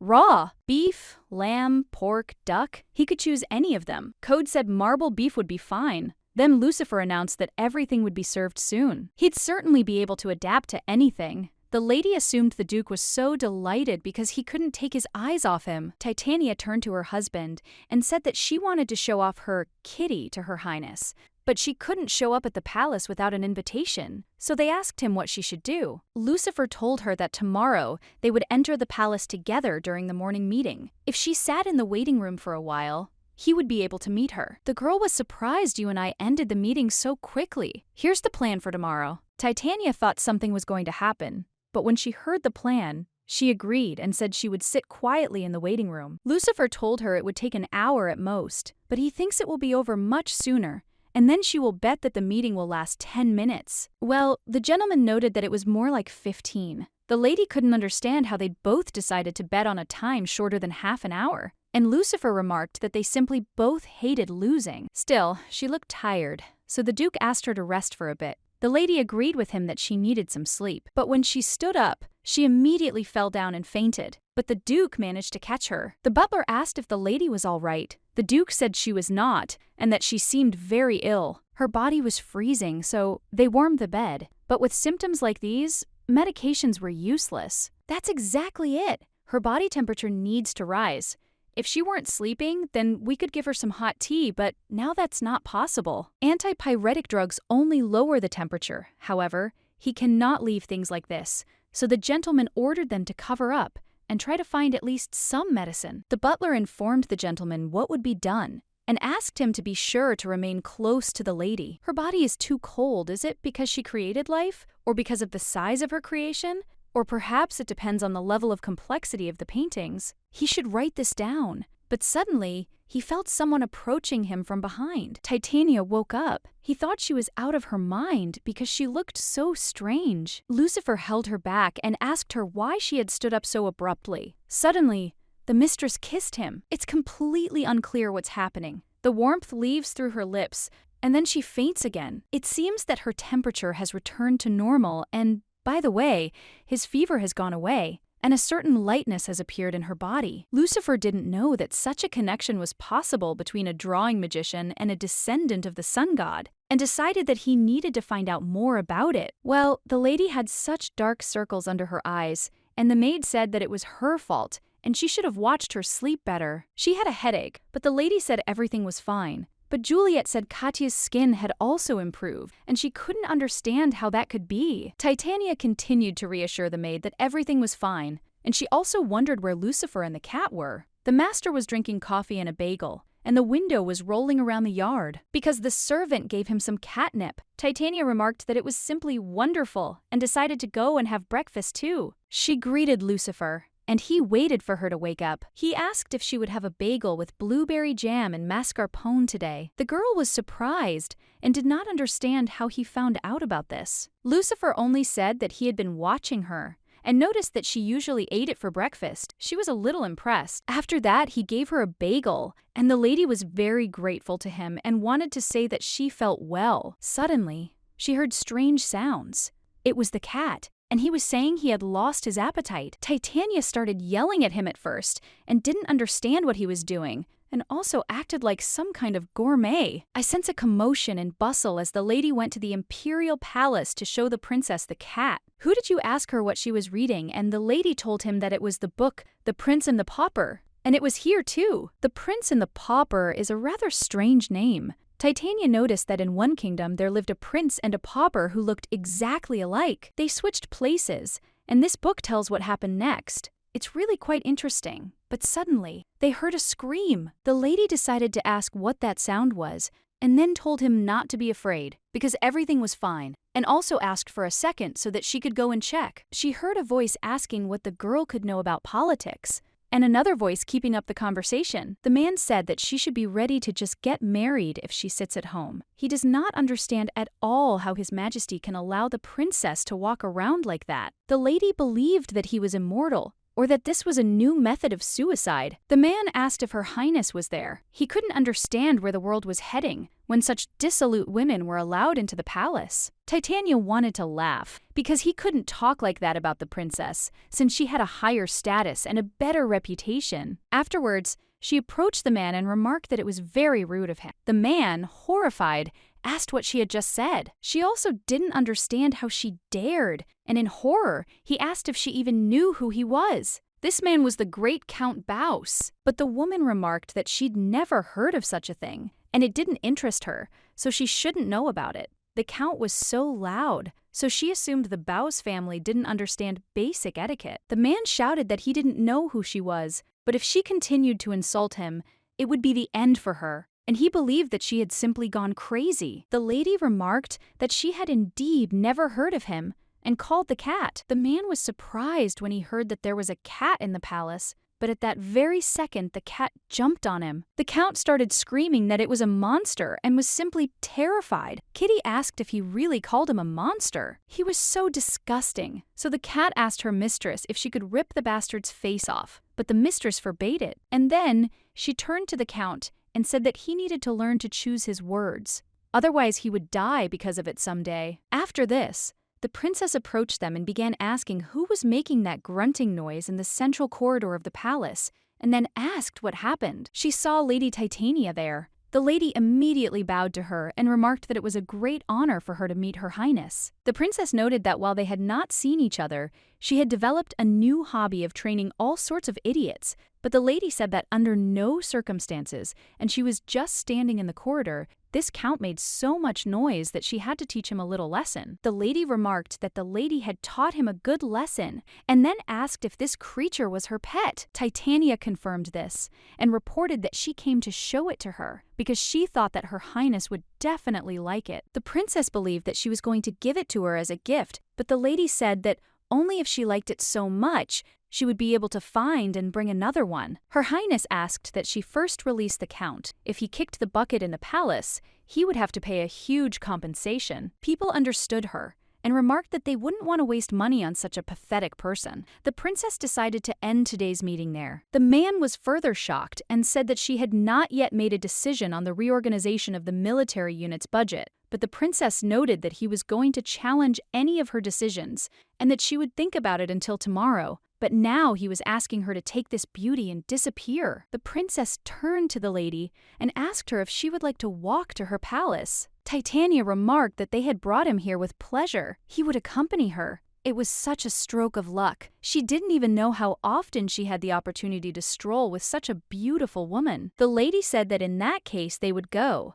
This big guy asked to bring him some meat. Her little animal would be fed. And she also noted that the lady had been very busy lately. Titania couldn't understand what she could possibly be doing. The princess, however, said she had completely won over the tyrant house, and she was truly delighted, because she didn't think the press would be interested, and the Lucifers were drawn to this adventure. Titania remarked that she was glad she'd managed to surprise her, but she asks to leave the praise for later, as she intends to shock Her Highness. The lady remarked that she was looking forward to it, couldn't wait, and by the way, it's already spring, and many flowers are blooming in the garden. So the princess noticed that this would make a great hair decoration, and after that, she'd put a flower on her head. Titania remarked that it was indeed very beautiful, and believed that her mistress was dressing her up like a doll. Well, she said it simply suited her very well, and from now on it would be called Titania. The lady remarked that it was such an honor since the rose looked just like her. Up until this point, everything had been going well. But then, the princess noticed that this seemed to be the wrong path. They walked even further from the palace. She couldn't quite understand why anyone would forget the way to their own home. The lady noted that, judging by the greenhouses nearby, they didn't have far to go. It seems the princess brought it here by accident. Titania paused when she mentioned greenhouses. But what if she was talking about the greenhouses installed in the Imperial Garden? This is the territory of the #1 villain, Peridot Crigiona. She greeted the mistress, but she said it wasn't worth it. She told the princess that she had seen this rose on her way here and had decided to call it Titania. The girl was shocked that this was not a joke, and she really named the rose that way. The princess noted that this was obviously the name of the young lady next to her. The princess had assumed they had not yet met. At tomorrow's meeting, they should report the change and put it on her desk. Peridot promised the mistress that everything would be done, and then she bowed to her. Titania suggested that Princess Teals go and also inquire about the lady's connection with roses. Princess Peridot is the head of the Imperial Botanical Department, and she was able to issue the order quickly because she ran into her here. Perhaps that's the quickest way to make enemies. The number one villain, the prince's youngest daughter, is Peridot Criziona. She's not a fan of Lucifer, but she considers him the key to her happiness and is very self-assured. Titania believed that ordinary people could not enter the greenhouse, and the princess noted that permission must be obtained from the princess since there were dangerous plants in the greenhouses. The girl was surprised and asked again. The princess confirmed this, and some of them are poisonous, so only a responsible person can grant permission. The novel often used poisonous needles, so you need to be careful. Luckily, Peridot showed them the way to the creator, and I had to wander further through the garden. The princess remarked that there was something she would like to know, and the girl was not at all against it and was waiting for the question. The lady became curious about when her engagement with Lucifer would take place. This question confused the lady. The princess had heard herself called a bride many times,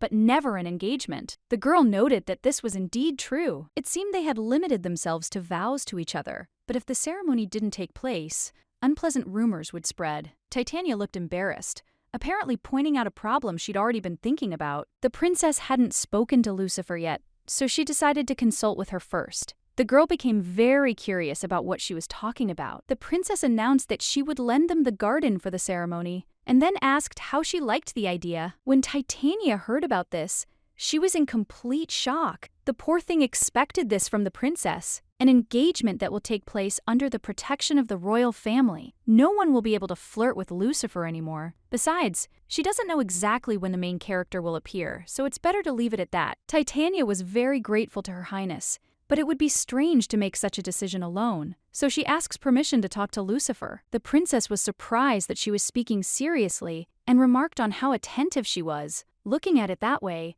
the atmosphere had become much calmer than before. The princess was about to leave, but the girl called her back. The woman turned and looked intently at her guest. Titania asked the lady if she would like to give her a gift on the occasion of their engagement. The princess said that she was going to present it when the time came for the ceremony, but for the first time in her life, she met a person who demanded a gift. Titania smiled and remarked that it was an honor for her. The princess wondered what she so desired. The girl said she needed a map for that. After that, the princess began to believe she wanted her to give her the lands. Titania confirmed this, and the princess noted that she was also the first lady who asked for land as a gift. Well, she'll take a look at the map. She doesn't have much good land, but maybe she'll catch something's eye. Titania decided to take a closer look. She needed barren land without an owner. The princess also asked why. The land she wanted was Evershell. The princess became curious about what she was even planning to do with it. She has one interesting plan. She wants to build a park where all citizens could have a great time. The princess remarked that she was so ambitious, but she couldn't just give them away, and she didn't understand at all what to do. Since she is going to launch such a large-scale project, it needs to be reported to His Majesty. Although, if she goes hunting with the princess, then so be it. She will give her these lands. The girl was surprised to hear about hunting. The mistress confirmed this.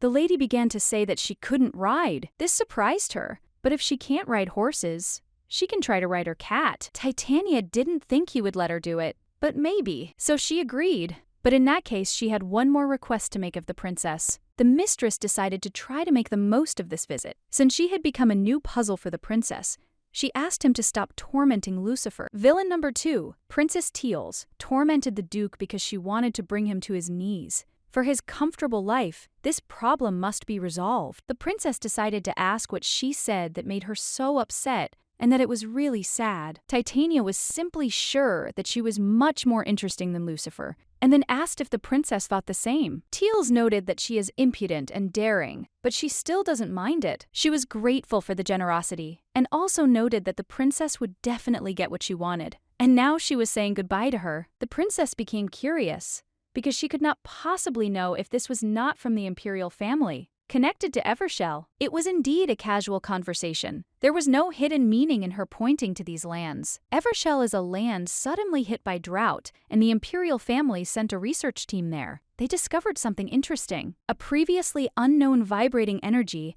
appeared in the depths of an ancient temple to the sun god. A dilapidated tombstone was also found there. It said that man must master power and defeat evil and wait for the right person. However, no one could understand what this meant, and about 80 years ago, the temple was sealed. Now the imperial family only knows the location of this temple, since the ancient compass was lost, and the stupid ones cannot find it. The princess was sure that she could not find out about this, but it would be necessary to observe what this willful lady would do. Sometimes it is interesting to throw the dice, and so she'll have to go hunting with the princess. Lucifer was shocked when he heard they were going hunting. It sounds harmless enough, but this isn't exactly a typical hunt. It's like a small, secret club where all sorts of unpleasant things happen. Titania was shocked because she didn't know about this. Lucifer added that since she was going hunting, she should practice dancing. The lady didn't quite understand why. When she danced, a K-pop dance automatically played in her head, so she decided to ask why this was happening at all. After the hunt, the princess always held a reception. A huge fire is lit in the middle of the main courtyard. There is dancing and loud laughter. They are to go there together. Titania understood him. And, in fact, she doesn't know how to dance properly. Lucifer thought so too, but he's glad she told him about it in advance.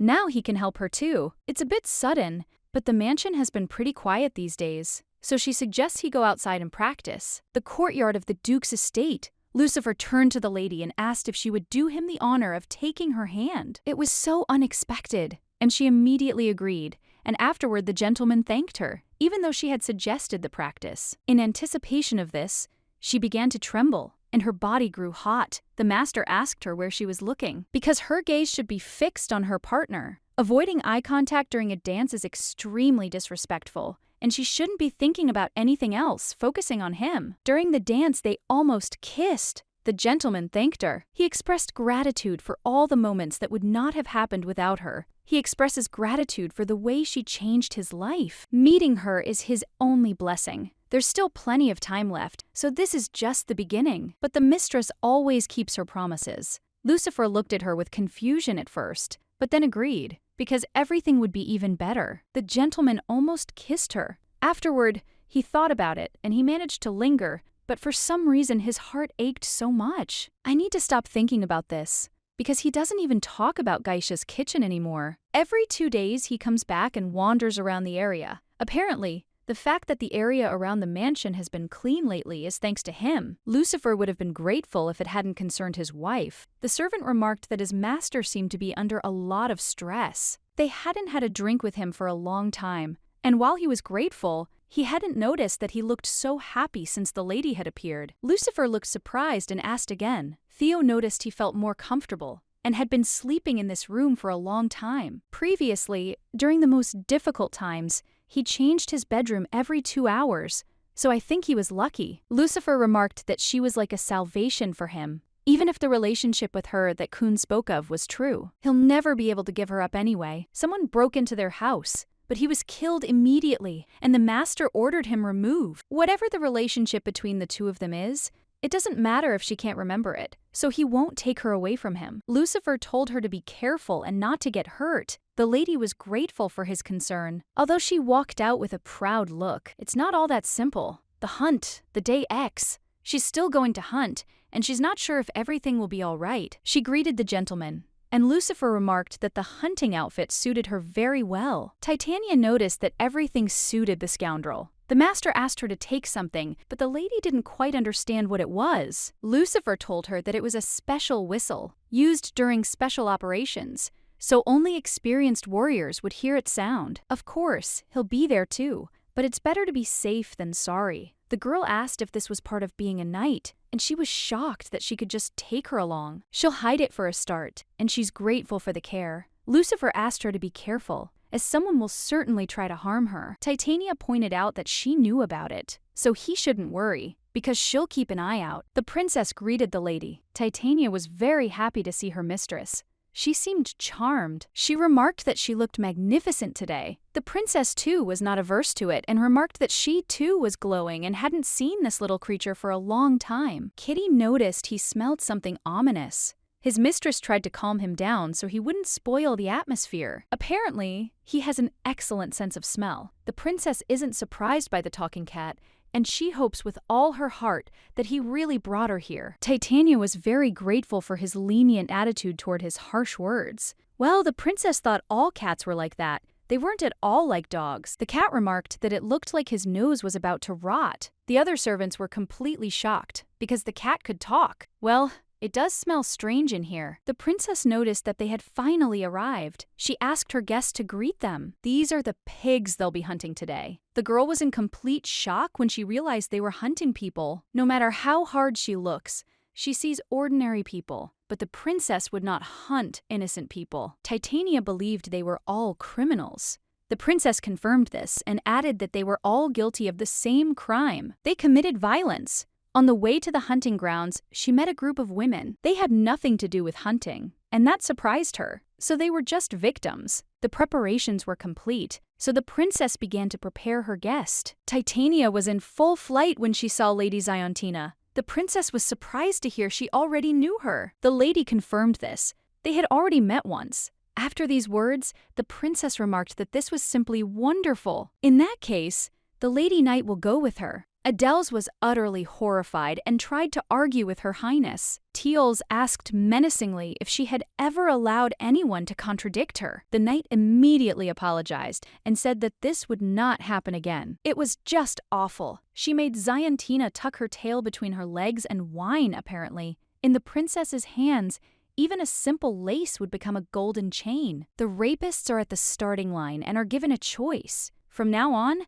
they will be hunted in this forest. If they manage to get out of it, they will not die, and may even gain freedom, and they will also be able to atone for their guilt. Only now, if they beg the victims for forgiveness and agree to bear the punishment they deserve, will they avoid their unfortunate fate. Since they committed such a crime, they must answer for it. Titania wanted them to apologize. They apologized and repented. When a man heard about asking for forgiveness, and he immediately shouted that she was bad because she thought that they would throw themselves at their feet, she'll regret letting them go. And then they started running. Titania didn't know how to react to this. It was simply disgusting. The princess asked if she saw this and remarked that you bastards, don't know how to think with my head. And besides, if they aren't killed, everything will happen again. That's why we need people like Teals. Since they used force to harm others, they will repay them in kind. The hunt began, and the night girl looked strangely at Lady Titania, who thought that Her Highness was simply magnificent. If she knew that she was so cool,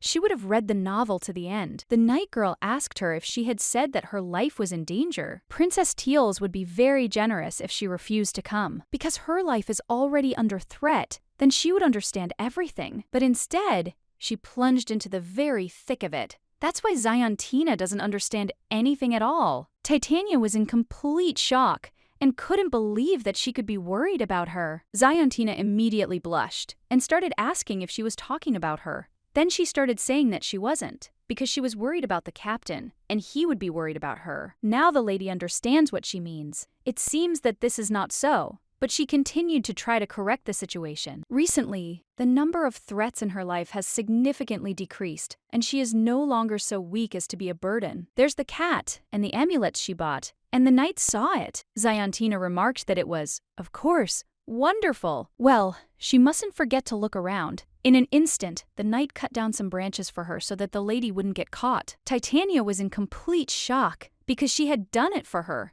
The knight was very embarrassed, but the lady said she understood everything. Suddenly, she heard strange sounds and asked what they were. Ziontina remarked that it seemed like one of them had been caught. The knight also noted that the lady would be better off not looking at this, but the lady was very interested, so she quickly headed in that direction and saw them right away. There she saw the princess, who had shot one of the men in the leg. Nearby, Her Highness were probably the victims of these scoundrels. The man asked her to spare him, and the princess noted that perhaps he himself had heard the word. These women also begged for mercy. The princess also asked if he remembered their desperate pleas, but he only laughed and said that this was mercy. So, with a clever move, she killed him. He shouted that she was a bastard and the spawn of the devil, and that her vile little head would go to hell. This is a trial that cannot be conducted legally. Titania understands this. The victim stood and cried, but the princess approached one of the girls and hugged her. They were all very grateful to the princess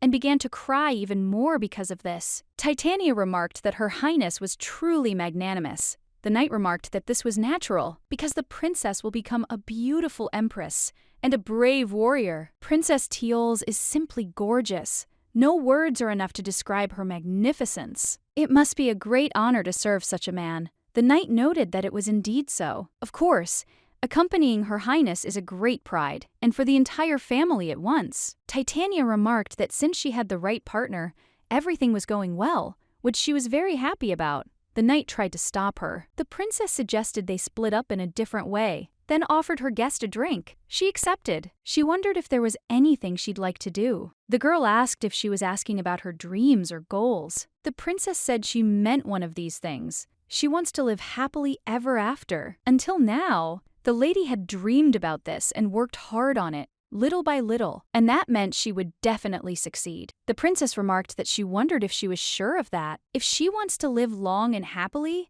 then she should secure the favor of those in power. And then she asked her if she was right. Titania immediately understood what she meant. She thought it would look rather strange, so she decided to give it up. She'd die of exhaustion. She'd rather spend the rest of her life somewhere in the provinces. The city doesn't suit her at all, although you wouldn't know it from looking at her, but she loves sheep farming. The princess noted that this was, of course, unusual, but she could breed sheep in the imperial palace, and in general do whatever she wanted here. Titania stood her ground, however, and said that her heart was more set on a spacious field than on a pompous palace.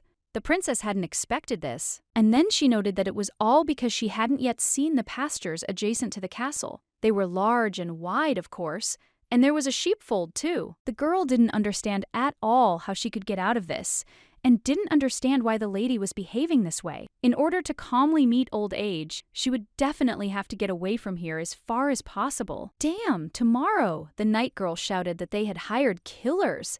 Very timely. They shouted that they had come to kill the princess. There were 3 of them. The girl was surprised because they weren't in the book, so she doesn't understand at all where these guys came from. The princess noted that she didn't even find it funny, and she thought that they were jesters or robbers. Just 5 people. As silly as it sounded, it couldn't be just 5 people coming to kill the princess, so she ordered the cat to find the rest. The princess was shocked that he could get rid of all sorts of vermin, and now she wants it even more. Titania added that he had special training. One of the men shouted that her life would end today and rushed towards the princess. The princess turned to the lady and asked her to simply stand behind her and not move. The mistress found a whip in her hands. Titania was shocked for such a tough woman, and also a dominatrix. She didn't understand at all how one could be so incredible. Her Highness is simply gorgeous. Meanwhile, an unknown man took aim at Titania. It all happened in a flash. Kitty dealt with the criminal himself, but by chance, the arrow flew out of the crossbow, but Lucifer caught it with his hand. And even though she almost died, Lucifer saved her, and his beauty took her breath away. The man was very glad he wasn't late. Titania noted that she hadn't even whistled, so she couldn't understand how he knew she'd need it. Lucifer noted that he had promised to be nearby, but at the last moment he heard suspicious sounds. To be honest, she wasn't careful enough and thought they only wanted the princess, so she's grateful to Lucifer for saving her. The cat immediately ran to his mistress and asked if she was okay. The girl said he was a smart boy. Lucifer, meanwhile, was handing the arrow to the knight. When Ziontina looked at the arrow, she immediately approached the princess, because she noticed a strange engraving on it. The count seemed to have sunk below the plinth. The girl asked if he was talking about Count Charles Bone. He was indeed. Now the girl understood, and noted that this explained why they wanted to kill her too. The princess asked that Peridot be told that they would soon have new flower food. She would love it. Ziontina understood everything, but Titania didn't understand what kind of food. But all sorts of horrors immediately came to mind. The hunt was over, and afterward a joyful feast awaited them. Well-roasted wild boar and cool beer. People dancing while crying and laughing, releasing all their pent-up emotions. But there's one problem. Lucifer asked her to be patient for a little while, because they were almost home. Titania was dirty, but Lucifer asked her not to worry, because he would order her to be cleaned. The girl did not understand at all why she was becoming less and less resilient in recent days. That's right, little sister is a princess now. If she really doesn't care, it seems that way. These aren't just words.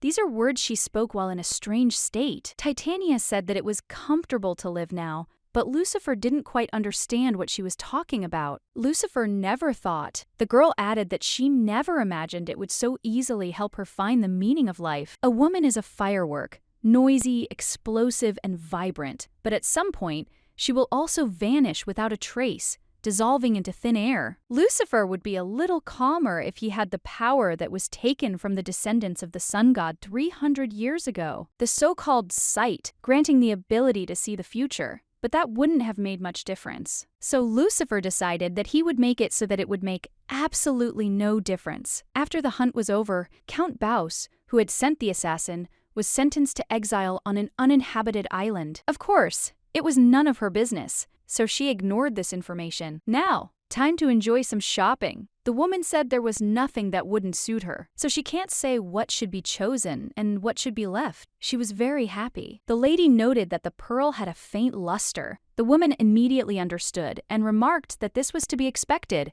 as she had high standards. Unfortunately, all the high-quality pearls were bought by Princess Peridot Crigiona, the #1 villain. However, she can't wear jewelry worse than hers. The quality of the stones on the other rings is better than Lady Peridot's. The saleswoman confirmed this. In that case, she decided to take them. The entire row from here to here. She buys everything, so they should send it to her house. Usually, aristocrats invite a jeweler to their home and buy jewelry without leaving their chambers. But she doesn't understand what pleasure there is in shopping then. People go to fine dining restaurants to enjoy food. Walking can also be considered a form of entertainment. It's so much fun. They were welcomed at Gianni Jin. The lady remarked that the best fan makers were said to work there. They confirmed this because they're really proud of their fans. They're all beautiful, so these guys are rightly proud of their work. The gentleman informed her that she was taking everything and that they should send it to her house. While the maid was then discussing how they would pack it, the mistress noticed something in the window. She asked if the building across the street was for sale. The woman confirmed it was and noted that they had decided to sell that house about 2 days ago. The owner went bankrupt, so it was going up for auction. The lady asked if she knew when the auction would take place. The woman noted that public auctions of land and real estate are usually held at the beginning of the month. In that case, it will probably happen tomorrow. The butler mentioned it earlier. Creating a luxury clothing brand for aristocrats may be the best way to make a lot of money. Well, she decided to give it a try and open her own boutique. There's one rule common among all young ladies from noble families. I'm not allowed to wear the same dress twice. Therefore, selling fashionable clothes is a very profitable business. The mistress asked the maid, like this one, that this place would soon become her store. The maid remarked that she thought it was very, very cool. The mistress was also delighted. This building stands directly opposite the main street and becomes visible as soon as the carriage turns the corner. And this is a pretty good location. It feels more special, and there are plenty of people passing through, so there's nothing to worry about. She decided to name the brand after herself. If she could persuade Madame to become a co-owner, the profits would be split 80/20. Titania, of course, will take 20. In the original story, she didn't have a good start, and it took a long time to become famous. But now she can instantly become famous. That's how she appeared here, and they will definitely fulfill their dreams and get rich. The maid called her mistress and pointed out that there was a small tea house next to the building. Titania was surprised. They decided to go in anyway. From the outside, the house looked very dilapidated, but inside, it was brightly lit by the sun's rays. The girl also noted that it was quite cozy here. The tea room is not for sale. When she heard that voice, she realized it was the princess. When she turned around, she saw that it was indeed her. Peridot greeted her. Villain #1. It really was her. She had no idea what she was doing here. The woman kept saying she wouldn't sell it, Peridot insisted that in such a rundown place, debts were mounting like a snowball, so she couldn't understand why she was hanging on so tightly. No matter how stubborn she was, she wouldn't be able to refuse her offer anytime soon. The woman continued yelling at her and told her to just drink her tea and leave. No matter what she said, this woman would not sell this tea shop. The woman had no idea what was going on. Peridot pointed out that she should give in, since she came herself and showed mercy, and she too cannot wait long. Titania thought she shouldn't behave like this. The maid was about to place her order, but her mistress wanted her to wait a bit. They're really driving this old lady crazy. These are the lands Peridot wants to get her hands on. The lady turned to her grandmother, asking what was going on. This woman wouldn't back down. Titania noted that she seemed to be being threatened, and she, more than anyone, wants to see the princess fall into a puddle. There's a saying, "My friend's enemy is my friend." The woman asked if she was a noblewoman, so she doesn't quite understand why she addresses her formally. For the first time, she sees someone who can stand up to the lady, and she's intrigued. Grandma was shocked and asked if it was true. Then she added that when she was young, you could even yell at aristocrats, because she was a nanny. Under the tyrant, people from noble families could relax the strict rules of interaction with their closest servants. And here, the culture of respect for nannies is especially strong. That's why this granny treats aristocrats like this. Suddenly, the girl had a new idea. She asked if there was a reason she refused to sell the tea shop, even in such difficult times. There's obviously some drama going on here. The woman asked if she was sure they were asking, because she herself couldn't figure out what the other reason was. The woman nevertheless agreed, and said that at her age, people don't invite people on dates anymore, and here she will at least be able to look at pretty young boys. Titania giggled and started laughing because she had a very compelling argument. They keep saying, "Sell it, sell it." Granny had a point. Everything is much more interesting than she thought, and now she likes it even more. Well, if we leave it as is, Grandma and her tea house will become Peridot's prey. We need to take matters into our own hands. Titania told her to sell the tea shop to her, and she would pay off the debts. Grandmother thought she was crazy and asked if she had conspired with that woman about us. This is a completely expected reaction from a grandmother, but Titania had a great idea. Titania came home and asked the butler if he wanted to go on a date. Theo told the lady to place this rose in the bedroom. It would serve as a wonderful interior decoration. It's a thornless variety. The lady was very grateful, but she was seriously asking if he wanted to go on a date. The man laughed and asked her what dates were, since he was too old. All he can do is trim the bushes. It's so hard. She wanted to win Grandma over. I'll set her up on a blind date, but if he didn't agree, her plan would fail. Titania thought she had it all figured out. After all, Theo was a true gentleman. The lady decided that she would try Kama again, and if it didn't work, she would come up with something else. Titania informed the butler that there was a grandmother she wanted to introduce to him. She worked as a nanny for aristocrats. Her name is Tabby. She runs a tea shop. The man was completely shocked and asked the lady if she had just said Tabby. Titania was surprised and confirmed it. And then she began to believe they already knew each other. The butler said they had known each other for quite some time, so maybe he really should go. After all, he accepted her offer. In that case, I won't go together tomorrow. One villain wants to take away the tea shop from this woman, so we need to act quickly. The butler didn't mind at all. Her intentions weren't entirely pure, but since everything had worked out so well, she could breathe a sigh of relief. The maid provided her mistress with her new bonnet. Titania was very grateful, but Lucifer remarked that it suited her very well. The lady was very happy to see him, and then she started running towards him and immediately jumped into his arms. She was very happy and said that she missed him. The lady noticed that Lucifer became embarrassed and began to think that she had done too much. They hadn't seen each other for a long time, so she blurted it out stupidly. The mistress said that they should go to the butler. Lucifer was surprised and asked again, and Titania told him that she wanted to introduce him to a wonderful grandmother. 40 years ago, Theo worked as a gardener for a noble family, and Tebby was their nanny. But the family went bankrupt, and all the servants fled. After that, their connection was broken. It's surprising that they will meet again like this. The woman asked Theo if he thought it all seemed incredibly exciting. It certainly did. Titania noted that it happens, and she also wonders what Lucifer would do if, after 40 years, he met the person he once loved. The gentleman remarked that he didn't even know. The girl was shocked. because he answered so dryly and called him so boring. So, Lucifer said that perhaps the long-forgotten feelings would not flare up again, but he would be very glad. People are not eternal. She may not even notice how over the years,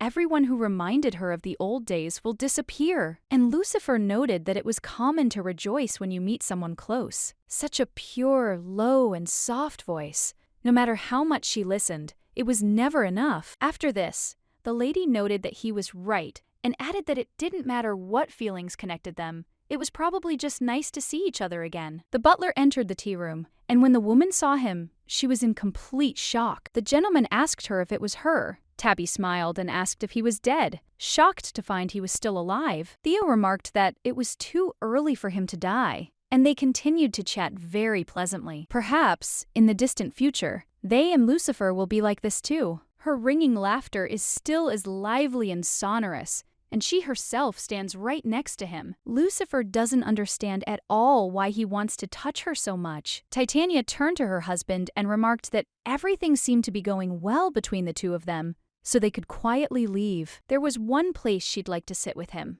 The gentleman couldn't understand why his heart was pounding so hard. So, the lady is planning to open her own shop next to the tea shop. A suitable building has been put up for auction, and it's today. Lucifer mentioned that he could help her with the purchase if needed, but Titania said that it was not necessary because she would buy it with her own money, since they were only pretending to be a couple. This house, although old, is extremely conveniently located. The lady's lot was up for auction. Titania decided to start with 300 million. 300 million. 3,000. Lucifer would have been relieved to see her draw a clear line between them. A man started offering a higher amount than the lady, so she raised the bid again, but the man didn't let up and continued to raise the bid. The bid rose to 900 million 9,000 gaudas. It was very interesting to see who would bid the most. Lucifer asked her if she was sure it was worth spending such a huge amount of money on it, considering it was just an old building. The lady said that everything was fine. These investments were accumulating more than twice as much, and he himself would soon be sure of this, because she'll turn this dilapidated house into a gem. When he looks at that beaming smile, he longs to see her all the time, and that's why he said he can't wait. Lucifer remarked that he thought she should rest, as they would still have plenty of time to conduct an inspection. But the girl wanted to look at the building as a souvenir before they started rebuilding it. She didn't know she would be so tired. She's been lacking stamina lately. Lucifer suggested that, in that case, she should lie down for a bit. Titania said there was no pillow, and she couldn't lie there without one. Lucifer was silent for a moment, and then said he would lend her his lap, and she could lie down however she liked. The lady asked if he really didn't mind, and he confirmed it. After that, she decided to lie down comfortably. She had no idea what was going on at all. Maybe he suggested it because he was angry with her grumbling, so she decided to shut up and lie down, or something like that. Titania looked at Lucifer and immediately became embarrassed, but he realized that she should not forget herself. Because this man belongs to another, he must be acting this way because he treats her like a little sister. He is a caring person by nature, and she simply misunderstood everything. So she decided to close her eyes and not think about it. The woman was so angry she simply couldn't stand it. She appeared out of nowhere and couldn't understand how she dared to ruin her mistress's plans. She tried to buy the house, but this bitch suddenly raised the bid by 200 million, and the prepared means were not enough. So she asks the lady for forgiveness. Peridot pointed out that she couldn't let her get away with this. She would continue to get in her way. The woman said that her mistress was right, and that this woman boasted of her wealth so disgustingly that her ears almost rotted. It was so disgusting. The lady remarked that she had done her best, so she offered her a cup of tea. But the woman was acting strangely. The mistress didn't understand at all what was going on and thought she didn't want to. Usually, after this, many services disappear, so she hopes that this will not happen, so she still decided to drink tea. As soon as she took a sip, she immediately began to die. The lady couldn't believe it, because she was talking about the next task, even though she hadn't even completed this one. Titania Oberon. She couldn't understand how she could give up what she so terribly desired. Finally, they arrived on her land. The lady was shocked, as she hadn't expected it to be so empty. Lucifer noted that she had said that she was going to build something called an amusement park here, but for some reason in Evershell, Titania was surprised it was so simple. Lucifer remarked that it would have been easier to tell him she needed land for construction. He began to draw a map. Evershell, where Ruit, Hass, and Avel were visiting. He was the master of all these lands. For convenience, he introduces himself as Duke Schweiden, but his full title is Lucifer de Schweiden, Duke of Schweiden, as well as Lord of Ruith, Hass, and Avel. He is also the ruler of Macarton. Titania decided to inquire where it was.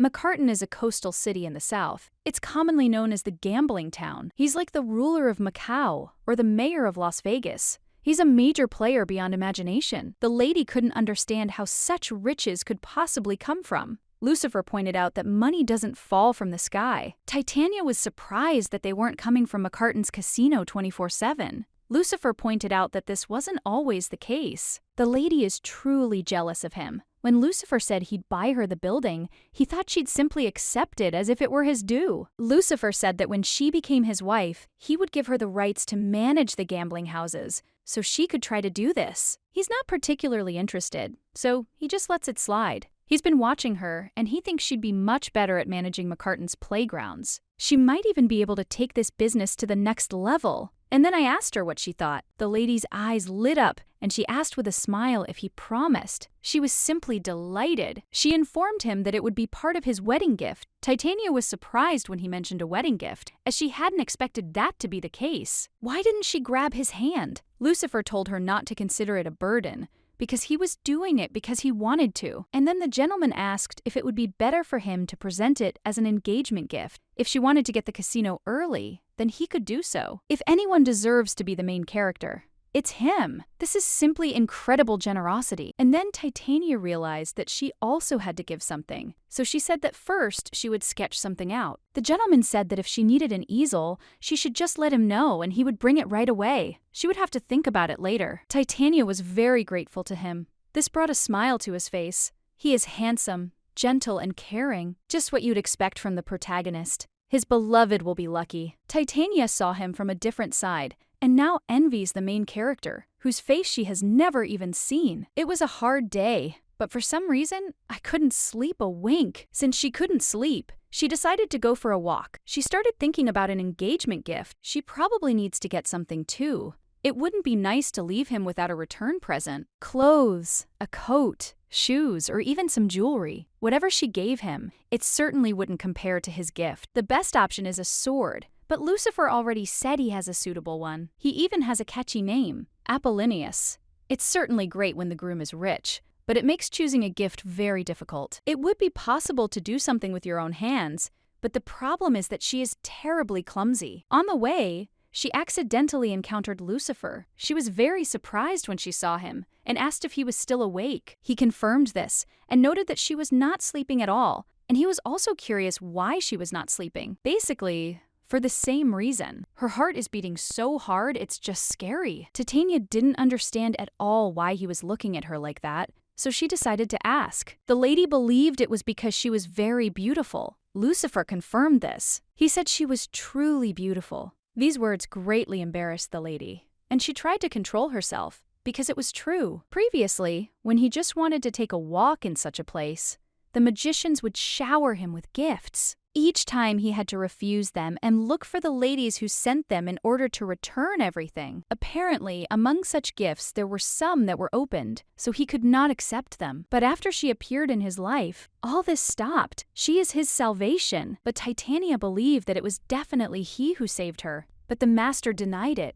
because she had saved him. If it had happened earlier, he should have received an agreement. But recently she stole something from him, and he has no intention of taking it back. After these words, the gentleman kissed her forehead. The girl blushed deeply after this and didn't even know what to say. She turned away and started to leave. The gentleman tried to stop her, but it didn't work. Lucifer would like to make it so that she cannot escape. Fortunately, Grandma Tebby agreed to sell her the building. The lady said she would demolish it and build a 3-story one in its place. Grandma said she should make a tea room on the ground floor, and she would be its owner. And thanks to the palace magicians sent by Her Highness, the work went quickly. She also recently managed to secure permission from the emperor to build an amusement park. Everything went off without a hitch. They decided to allocate the 3rd floor to the madam and staff, and the 2nd will be used as an office. There must be. It's just a shame. If she thinks about it for even a second, she'll definitely remember that incident that happened this evening. She was in a state of internal panic as she recalled that kiss.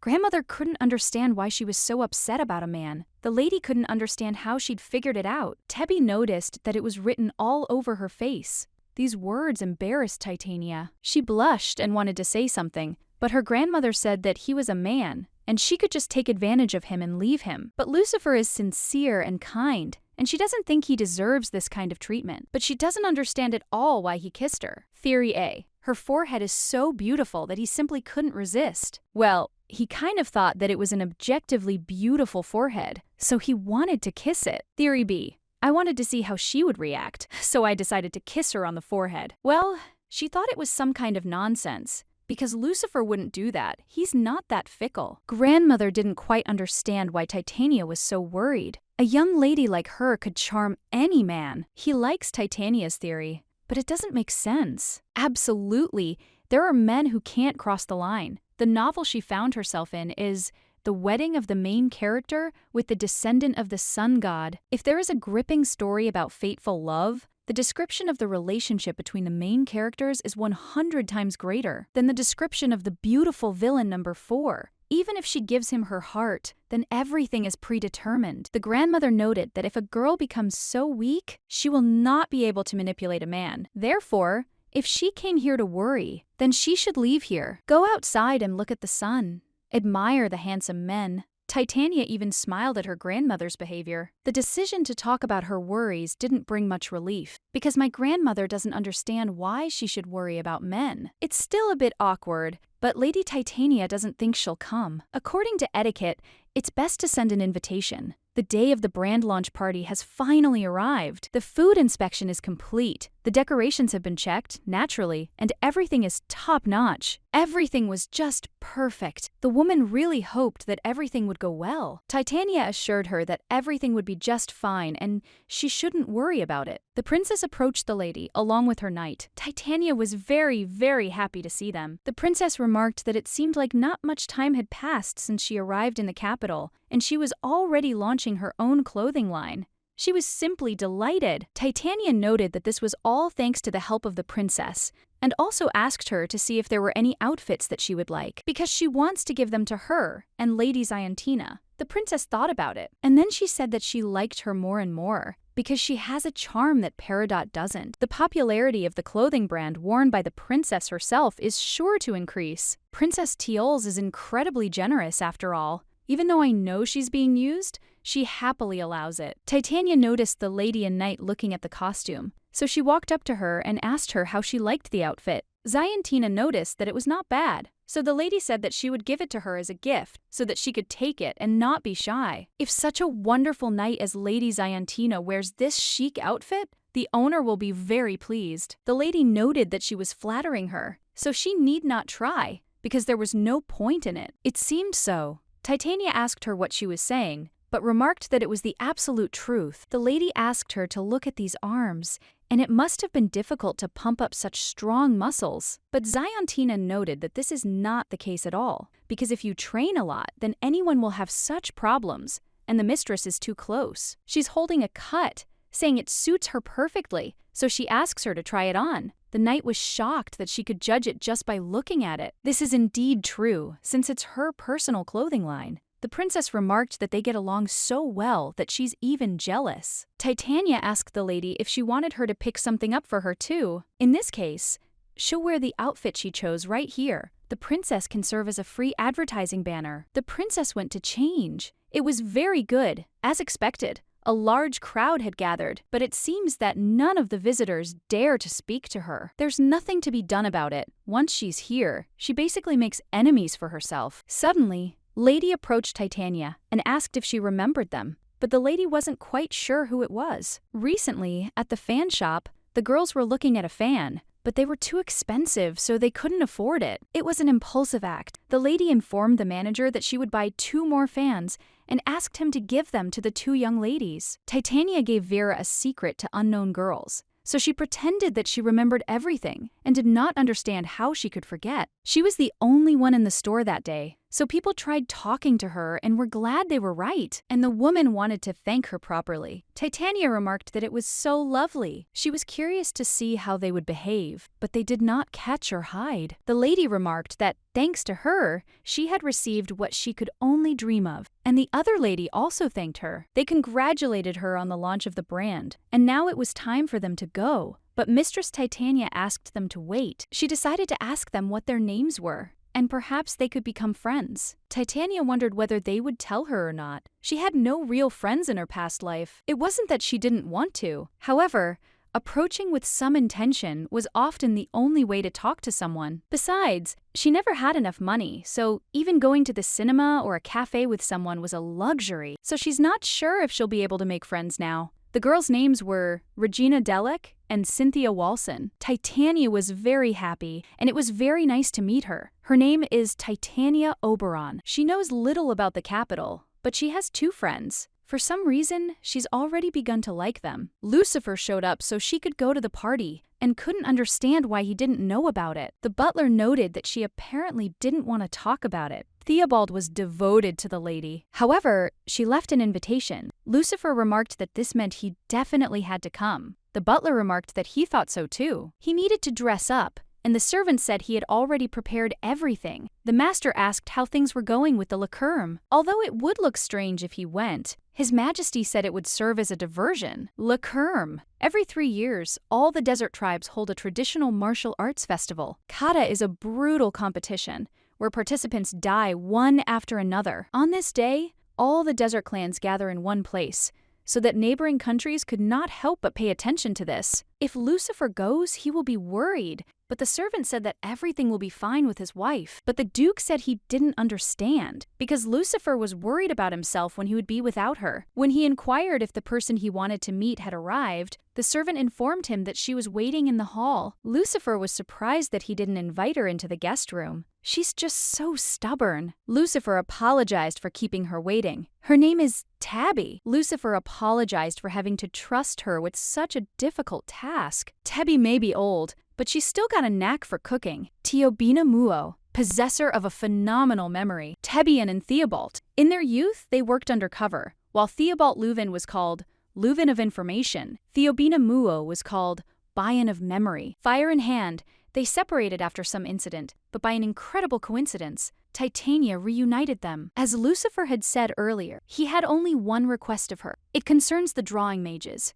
They must find out everything about the drawing mages. Tabby told the gentleman that he need not worry because she would do everything in the best possible way. Much about the drawing magicians is shrouded in mystery, but together, they'll surely be able to find something. Maybe they can figure out why Titania turns cold when she uses magic. Lucifer is late, so it's time to go to the party. The girls have left. They have a curfew at their house. The princess approached Titania and announced that it was her turn. Then she asked if Lucifer would be coming. The princess had already finished changing. Titania remarked that it suited her very well, but the mistress told her not to change the subject. But the girl believed she wasn't changing the subject. He just didn't want to talk about it with her. In fact, she also didn't know whether he would come or not. The lady remarked that he might not come, as she didn't want to insist. He had been pursued by countless lunatics up until now, so if he showed up here, he would have a hard time. And in fact, she's even glad that he's not here. Titania is still uneasy. Tomorrow, she and the princess heard screams and turned away. The girl screamed that the man was like a broken bracelet. She believed it was the president of the Lucifer fan club, Maisie Amantine. Her interlocutor noted that she didn't know something. In war, all means are fair. Maisie, horrified, asked if she understood how difficult it was for him. Her interlocutor asked if she really did look like an idiot. She's not doing this out of love. And of course, she can't pressure him. She can't, but no one will know she's buying and collecting his hair. Maisie had no idea what it was and said it was terribly inappropriate. The girl said she was simply jealous and it would be better to be honest about it. And then she asked if she knew what she'd recently managed to get her hands on. Maisie said she wasn't at all interested in what she'd gotten her hands on. The girl blushed and said she had gotten the very thing. She took out the towel he had used to wipe away the sweat. This is a very rare treasure, obtainable only by having connections within the knightly order. If she had been as shy as she was, she would have achieved nothing. Titania remarked that it was a pitiful sight, but so be it. she would intervene. Titania turned to Lady Maisie and asked her what she was doing there. The girl was very frightened, because before her stood Lady Titania Oberon. The lady wasn't quite sure what was wrong with her face, but then asked if she hadn't expected to see her at her own celebration. Or maybe she shouldn't hear this conversation. Maisie was trying to somehow get out of the situation, and the purple-haired girl was about to lose her mind. She began to say that she was the very thief, the thief who stole the Duke's heart. A mysterious fairy appeared in the capital. She cut out and saved all the newspaper articles about her and Lucifer. She was very curious about her personality, and that's how they met. Titania decided to ask her name. It was Nania Zerpenter. She didn't recognize that name. Titania wasn't familiar with this name. The woman continued to say that she was Nania. The woman said that she said her name like that and begged her to do it again, so tenderly and sweetly. The lady asked the girl if she liked her. Nania said she fell in love at first sight. That lush outfit suited her so well. She asked us how she combines black and red so well, and she also has such perfect jewelry. Everything is so perfect that it took our breath away. She's like an angel descended from heaven. Her name suits her so well, and she thought she'd gotten used to her beauty. But she's 100 times more beautiful than she could have imagined. Her voice is sweet as honey. It's like a magical spring right next to her ears, from which she longs to drink. She truly is an unusually passionate person, oblivious to everything else. She concentrates on one thing or another. Honestly, the mistress can't say she hates such people, but there are certain lines that shouldn't be crossed. So she asked the girl what towel she had just spoken of. Nania said that since she was his lover, she wanted to return it. This towel was very expensive, but if she really needed it, she could give it away. She usually didn't refuse such treasures. Nania collects a towel, buys hair, so the lady asked her if she thinks Lucifer will like it if he finds out about it. He would hate her. The girl confirmed that this was true, but she never wished him harm. She simply admires him from the bottom of her heart. I often see so many noble women holding their breath and staring at one spot. The mistress noted that Lucifer hadn't asked for admiration. The lady also asked if he allowed her to buy and collect things that belonged to him, and so on. Nania said it wasn't true, but she did it. Tormenting others out of pure heart, even if she thinks she's not harming them, is deeply mistaken, because it can't be done.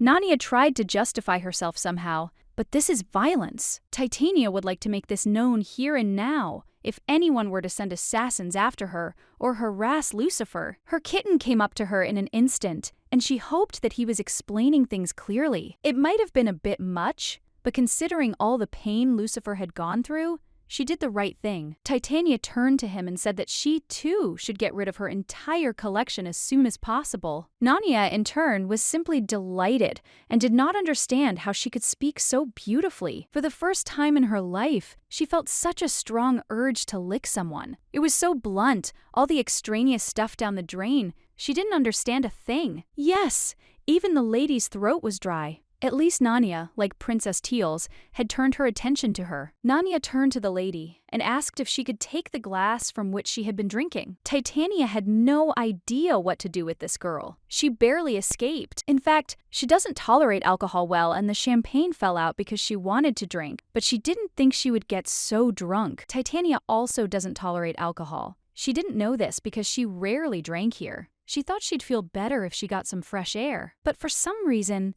it seems to her that she is losing the ability to think coherently. The girl immediately recognized that voice. It was Kaisha, but she couldn't understand where it came from. It's so hard. She can't drink champagne anymore. She was poisoned. Titania was in complete shock and didn't understand what was happening. Suddenly, she fell to the floor. Her body was not obeying her, and she believed that she was dying. Kaisha told her that it was better not to move. Otherwise, the poison would spread faster. Did he really poison her? This is just a disaster. The kitten is still inside. Well, the man said it wasn't him. He just saw someone put poison in her glass. The lady was in shock, as was you, that he simply stood there and watched. This poison isn't lethal, and it's probably just a paralytic. Soon she won't even be able to scream. Her tongue was almost numb, and she could hardly say that she understood him. And after that, she asked if he could tell her who poisoned her, but the man said that he did not want to say it. If he does this,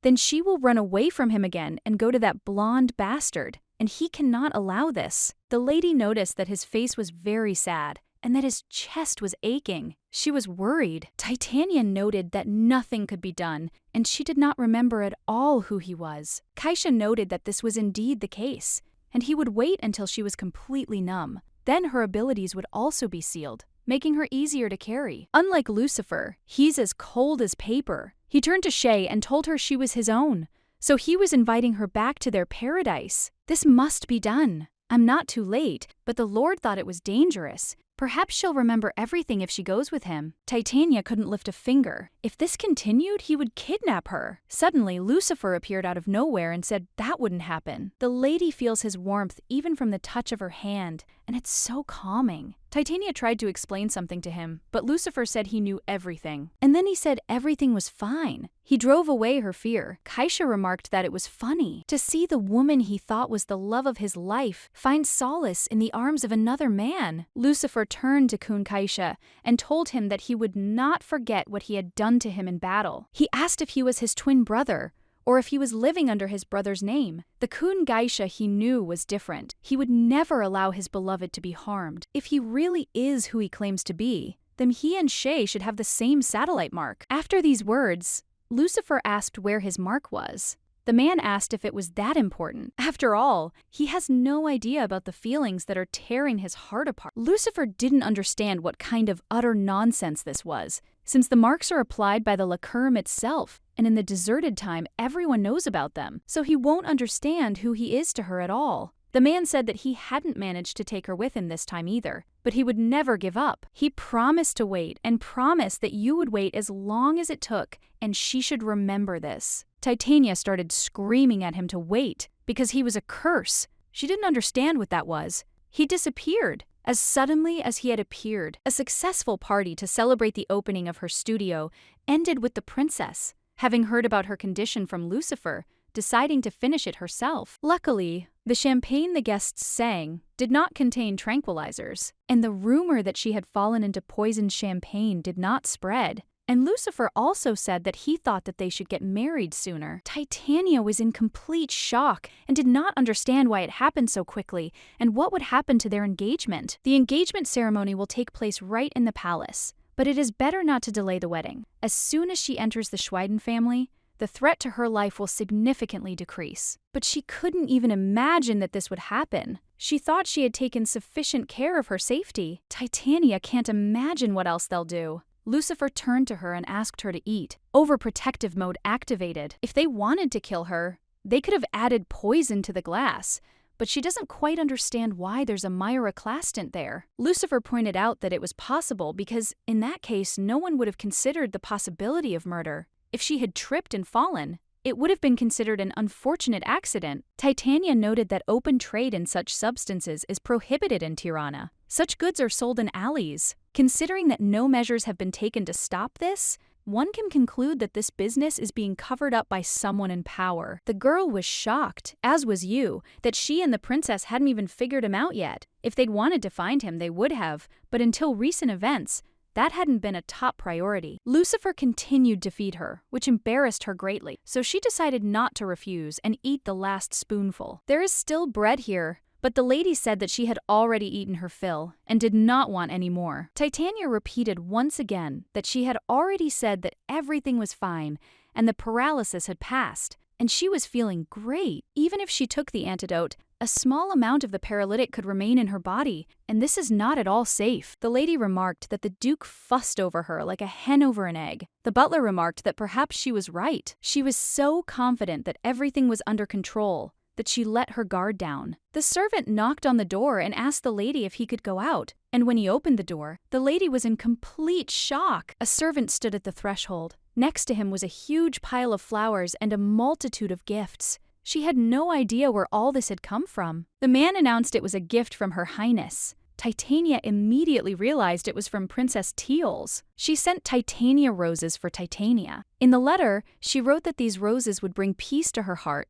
and that she had prepared a wedding dress for her, so she should come to her palace as soon as she felt better. She seemed to have an idea who poisoned her. Lucifer asked if she was certain of this, and the lady remarked that she was certain. She even knows why they slipped it to her. Someone decided to take revenge for her taking his toy away from him. So, It turns out this is Princess Peridot of Krishan. It would be beneficial for the princess to maintain friendly relations with both of them. Their rivalry will only play into her hands, as she will thoroughly strengthen her position as a leader, and all the competition will be eliminated on its own. That's why she sent her this postcard. Her Highness writes that she knows who added the muscle relaxant, but will not punish her. And at the very end, he advises her to be patient, but the lady is not satisfied with this. She likes the princess, but she defends her day. Since the incident was not made public, she will not be angry, but she cannot just sit idly by either. Lucifer understood her and noted that Princess Krigiona was difficult to catch since she was under the protection of the imperial family. But he'll try to find a way.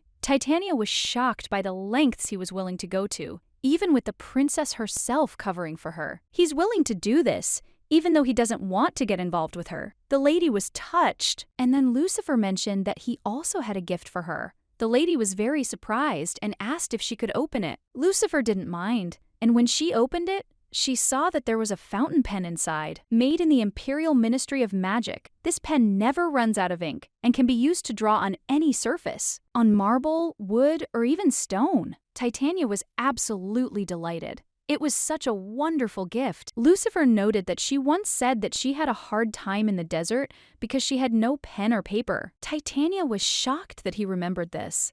Lucifer couldn't understand how it could be any other way, since it was all connected to her. Even though it's wrong, her heart is fluttering and she can't do anything about it. The princess was greeting the princess. Peridot remarked that it had been a while since they'd had tea together. She was very busy with government affairs, and then asked how her research was progressing. Unfortunately, experiments with planting plants in sand failed, so she is thinking of going in a different direction. She's glad there's still time before the Lakurma. The princess informed her that, in fact, there are results, but it doesn't matter. The princess said she would see if she could help, but she made no guarantees. After these words, the lady asked the guest to sit down. Only someone who is not her doll may meet alone with the princess, a man she's truly interested in. God himself knows how many years she spent trying to attract the princess's attention. And she doesn't know how it happened that some girl, who appeared literally out of nowhere, is twisting her around her finger. Teals decided to ask what she wanted to say that even demanded a personal meeting. The princess was ready to listen to her, so the princess immediately asked what should be done if a wildcat appeared in the chicken coop. Teals pointed out that we needed to catch her before we had all the chickens. Peridot thought so too, and then asked what if this window had an owner? Who would be upset if something happened to her? As she herself knows, Titania really likes Lucifer. It's perfectly normal for a person to be fascinated by something new, and she's not sure he'll be happy if they take away the toy that brings him so much joy. Peridot decided that she would never give up. Even though this situation had taken a rather unexpected turn, she still hoped for her cooperation. This young lady is a real headache. If I don't get rid of her now, it will be even more difficult later. The princess asked if the princess had forgotten the service she had rendered the imperial family. Of course, the princess remembers everything. If it weren't for Cutie, the entire palace would be littered with the corpses of her political enemies. Besides, she only listens to Peridot. In exchange for giving up her noble status and entering her service, she promised her a reward, a power that would allow her to add the ducal surname of Schweiden to her name. And she simply wanted her to be kind and fulfill this wish. Teals didn't understand at all. How could she refuse her? But she thought that it wasn't that important, because she didn't have any feelings for Lucifer. Peridot didn't understand at all what it meant that it wasn't that important, because she had done so much to make the princess happy. The Krishan family will be Her Highness's greatest supporter, and they and their brother will be the princess's loyal supporters. Therefore, the princess should think about this, because if she married the Duke, she would be able to do much more for her. Otherwise, he can no longer count on their help. The princess remained sternly silent. After these words, the princess thought she had overdone it, but the princess remarked that she agreed to it. Whatever she did, the princess wouldn't stop her. The princess was simply delighted. Her blackmail had worked, but the princess noted that she should know that she really loves to have fun. If Titania leaves Lucifer of her own free will, but for some reason the atmosphere has changed dramatically, the princess announced that she would personally conduct their wedding. Then she asked her how she felt about the idea. Peridot got what she wanted, so she thanked her mistress profusely. Now it's best to get out of here quickly. She was about to leave, but the princess noticed that she had misunderstood something, so she asked permission to explain it to her. The princess needs the meager support of her family. She is the crown princess, and very soon she will become empress. The way she begged today seemed quite funny to her, but nothing more. But if she decides to threaten her again, at the same time, if you think that she can twist the princess around as she pleases, then she will destroy her entire lousy family. No one is irreplaceable, and she should keep this in mind, and she should hold on to her place more tightly. Peridot clutched her throat, but bowed nonetheless, and said that she served the future empress, and she would remember that. They say this bitch earned 1,000 gold coins at the party, in honor of the opening of her brand. The maid confirmed this and told her that she pretended to come to buy a dress and asked about it, but she was not told the details. However, it seemed that way. Peridot almost bought the building, but she took it over and made a fortune on it. What a pity. If she hadn't been so run down and desperate, she could have opened her own cosmetics store. Peridot insisted the maid was right, and then she remembered the princess's words about not stopping her, no matter what she did. If Titania leaves Lucifer of her own free will, she will personally conduct their wedding. Somehow, this is all becoming uninteresting. If she doesn't get the Duke, then no one else will, and she'll simply kill him. These are soaps and creams for the Knights of the Order, and these are for their captain. The maid is to deliver them to a squire named Thomas of the Order of Rentis. Titania fell asleep while drawing, but she didn't quite understand why she was in the princess's palace. Teals came in and remarked that she was finally awake. Now they could have a serious talk about their upcoming engagement. It's not as scary as it might seem. While the wedding ceremony must be conducted according to all the rules, the engagement is informal. All you need to do is dress up and have a great time. Titania was shocked, having never heard of this. She asked her to choose something to her taste. The lady started choosing and noted that it was spring now, and the weather was nice, and she didn't want to spend the holiday indoors. Teals agreed with her, and noted that in that case, the plans to decorate the hall would also be thrown into the fire. Titania wasn't quite sure why Lady Ziontina was standing alone in the corner. After these words, the princess turned to her and asked if she would like to join them. And then she asked what would be more appropriate, roses or wildflowers, or maybe lilies. Ziontina remarked that she couldn't understand any of it, but the princess told her not to say that, because their dear Titania was getting married soon, and they all needed to sit down together and discuss everything. Titania thought she'd switched from Lucifer to Ziontina. Lily liked the lady. Teals was surprised, but found it interesting. She thought she preferred brightly colored flowers, but Titania suggested it would be better to save them for the wedding. The princess wasn't at all opposed, adding that she'd even prepared a dress for her, so she was asking her to try it on. When she got dressed, Teals was simply shocked and remarked that the dress suited her very well. The princess had it made at the atelier she opened, and it looked wonderful on her. Titania was grateful and imagined Madame's delight. However, she thinks the heels are too high for these shoes, but the princess noted that Lucifer's adolescence had adjusted them. Well, it seems she's right, and they overdid it a bit, but she still asks her to try walking. Titania remarked that she didn't mind. She understood that if she tried hard enough, she might even be able to walk. But suddenly, she twisted her ankle and began to fall. The princess and the knight were in complete shock, but Teals managed to grab her, and Ziontina held her legs. The princess asked if everything was okay, as she looked strange. But the lady said everything was fine. Absolutely amazing. Ziontina caught her. The knight also remarked that she should have been more careful, but she didn't fall because she wanted to, but she still thanked them for catching her. Now it is clear that if she puts them on, she will not be able to stand on her feet, so she must forget about these terrible shoes, because the princess cannot allow her to get hurt. A maid entered the room and announced that she had something to say to Her Highness. Teals asked them to wait a moment. Titania looked at the knight's girl, who only turned away, a little embarrassed as her cheeks were flushed. What did this all mean? Suddenly, the lady began to say that she was in great pain and distress. She tried to act the part for a bit. The knight asked the lady if she had sprained her ankle. The lady remarked that it looked like it. Whether she liked it or not, she would still act honorably. Ziontina asked her to let her know if she needed her help. The very first rule of the knightly code is to help the weak and be courteous to ladies, so she doesn't understand how anyone could fail to take advantage of this. Titania began to say that she was in a lot of pain and that she couldn't even walk. Ziantina first asked her if she was serious. After these words, the lady asked if she thought she was pretending. Titania said that this was nonsense and did not understand at all how she could think such a thing. She feels so bad, and yet she behaves like this. After these words, the knight apologized and asked the lady to offer her her hand. The princess came into the room and announced that she was already back. She was in complete shock, as she had no idea how they had managed to become so close. The knight insisted that wasn't true. The lady had simply injured her leg. The princess remarked that it was time for the changing of the guard. In that case, she'll take the lady home. It seems Ziantina cares for her very much. Titania was not sure about this and noticed that she remained indifferent even when she fell. Teals noted that although she appears cold, she's actually quite different. Ziantina is very kind. She never had any friends. But then the mistress appeared. Titania was shocked that the princess called her a knight's friend. It would be great if that were the case. Ziantina greeted the lord. Lucifer was surprised to see her and his wife. He didn't understand why they were there together and assumed his wife was injured. Titania said she pretended to sprain her ankle, and Ziantina walked her home. The knight was completely shocked and said that in that case it was a hoax,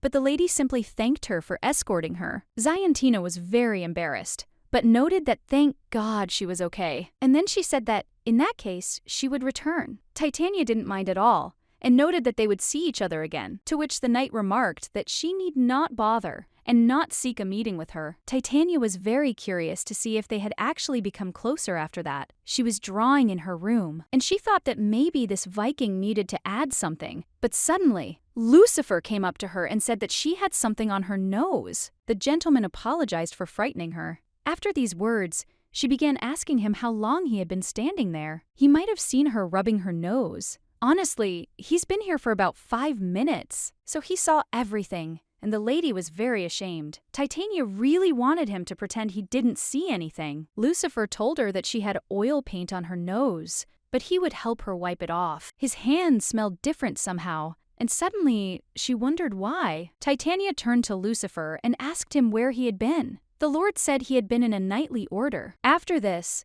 the lady asked what kind of soap he washed with, but the gentleman didn't even know what to answer. So he said he didn't know, because he used what was in the order's shower room. Its smell is different from the usual one. Titania assured him that it was very different, and she knew that something was wrong. The lady told Lucifer that his neck was red, and now his ears too. He seemed to have a fever, so she asked if anything hurt. Lucifer turned to his wife and said that if she came closer, it would be extremely difficult for him to restrain himself. Titania didn't understand at first, but when she thought about it, it immediately occurred to her what it meant. In any case, if she doesn't like the smell, she can wash herself again. Well, the lady said there was no need. It wasn't that bad, and she got all covered in paint. But still, the gentleman said he would go wash himself. Titania continued to assure him that everything was fine, but he simply refused. Lucifer said it wouldn't take long. She realized he was upset that she had drawn a line between them. Titania knew she had to pull herself together, because she knew she couldn't give her heart to this man. Titania apologized for getting too close. She was just unsure. Lucifer, horrified, began to tell her that he had never dated any other women except her. But that's not what the girl meant. But that's exactly how it looked. She can't tell him what she knows about Peridot from the book. She wondered if she was being too direct in saying that she thought there was something wrong with this soap. So she sent him off to rinse off again. And if he went again, he was to bring her soap. Titania was so embarrassed that she almost got into trouble. But now everything should be fine. She recalled his words about how he had never dated any other women except her, and she blushed. And all because she can't fall in love with him. Lucifer went to wash himself again. Usually, he's great at keeping his emotions in check, but for some reason, he loses control every time around her. Lucifer wanted to pull her towards him, but such behavior was unacceptable. And while they were busy with their own affairs, time flew by, and the day of the engagement arrived. Juliet said that the lady was simply beautiful. It suits Titania very well. The lady was grateful for the compliments,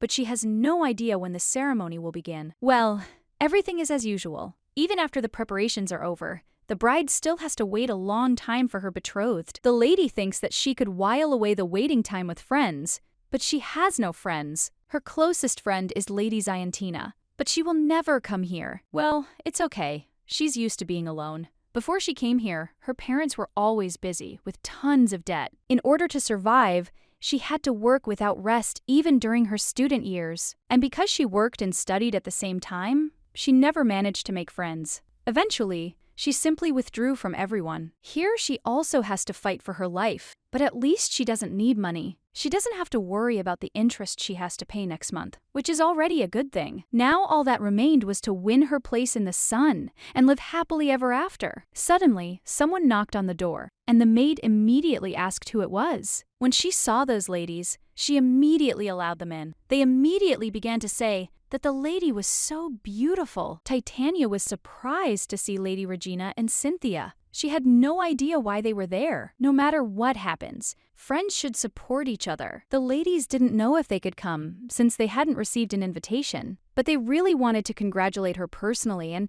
they wondered if they had been too rude. These words touched the lady, and she said that, of course, this was not so, and she was very grateful that they had come. Titania felt awkward and didn't even know how to start a conversation. We need to find a topic quickly. So the lady decided to ask me if they were engaged or if they had been matched when they were children. Titania immediately began to think this was an extremely tactless question. Regina said she was interested in writing and had no desire to get married. Titania was shocked. The lady added that she even secretly sends her texts to the newspaper. That's great! After that, the lady decided to ask, what about Lady Cynthia? She said that her beloved died 4 years ago. He fell from a horse, and she does not want to tie herself to anyone else. Titania realized that she had touched a nerve, so she didn't know what to say. The girls remarked that if she became the Duke's wife, they wanted to be bridesmaids at their wedding. And then they asked the lady if she would do them such an honor. Titania was in complete shock. Titania didn't even know what to say, so the ladies began to believe she'd already chosen someone else.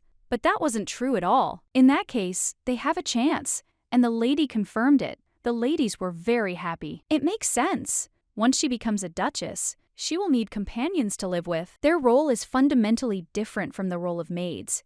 They do not do household chores. Companions are chosen from among noble ladies and entrusted to them the care of their bodies and the collection of information about events taking place in high society. That's all they need to worry about. If a power struggle breaks out in the imperial palace, they'll be the first to know. Although Titania knows this status is considered an honor here, she's a little confused by the term companion. The lady remarked that it was very sweet of them, but she wanted them to become real friends. She didn't even know what to do. The ladies began to say that if she appointed them as her companions, they would never betray her. They would always be by her side, anywhere and anytime. The lady realized she needed to think about this carefully. Titania wanted to ask something. If they were to be her companions, she wondered if they could be friends. If not, she'll be forced to refuse. The ladies immediately brightened, and smiles appeared on their faces. They said that was certainly true. They continued chatting happily and enjoying themselves. The ceremony was about to begin. The mistress would soon be coming out. The maid informed her of this. Regina pointed out that her heels were so high,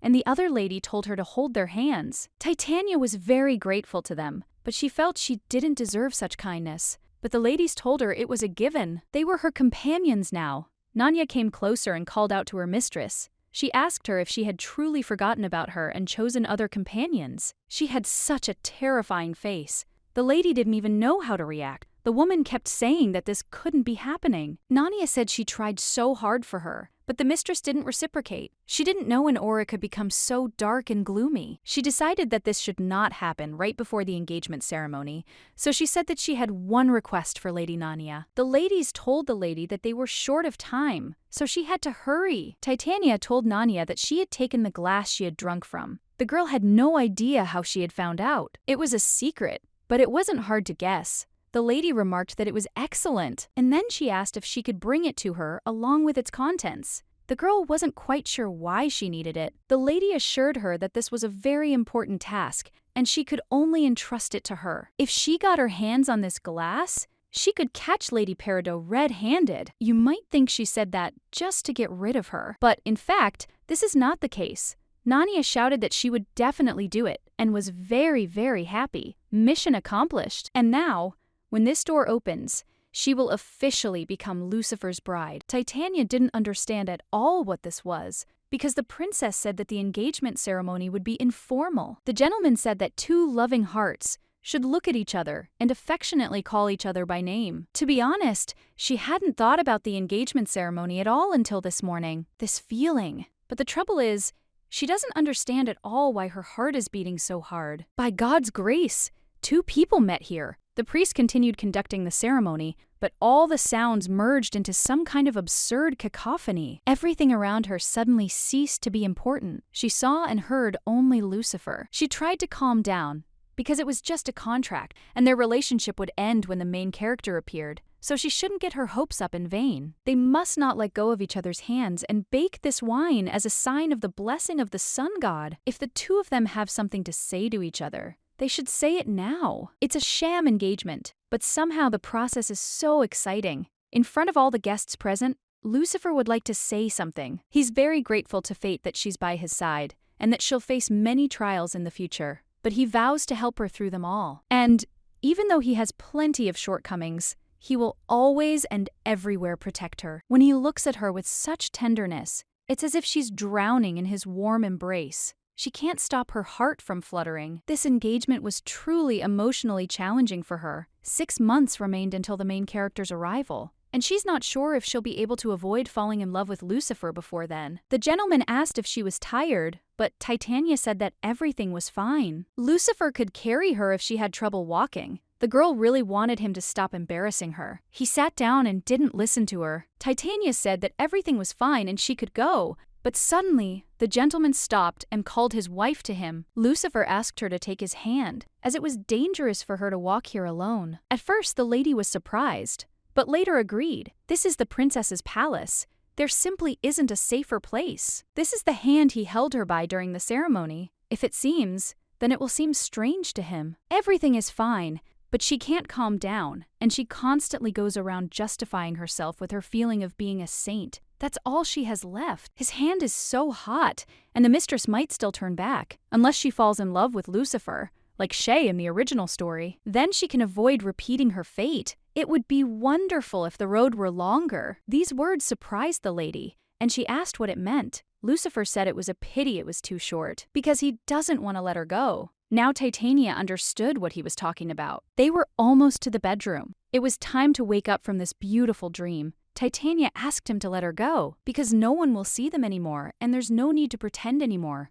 The girl decided to set boundaries. Lucifer asked her if she really thought it was all just a pretense. It seems to him that only she wants to believe it, but the gentleman won't convince her otherwise. Lucifer's words were once again spot on. Yet for some reason he looked so miserable. Titania knew that they shouldn't. Under no circumstances should they go that far. But they kissed anyway. But melting from this sweetness, she loses the ability to think clearly. They continued to kiss passionately. And after that, Lucifer told her that he desperately wanted to hug her. So hot. Lucifer's arms and his lips. They're so hot you could burn yourself on them. And that makes her so scared. So she asks him not to do it. Lucifer told her they would talk tomorrow. When Lady entered the room, she decided she had definitely gone crazy. He's still standing outside the door. If he weren't so hot, she might just let it go. But she wasn't sure whether she would be able to do it now, and didn't understand at all what she should do now. A week passed after their engagement, and they were in all the newspapers. They also wrote something about an amusement park, and finally it was mentioned in the news. There had been so many articles about their engagement this week that she thought the publishers had forgotten about everything else. Titania remarked that this was interesting and did not at all understand why people cared about other people's personal lives. And now,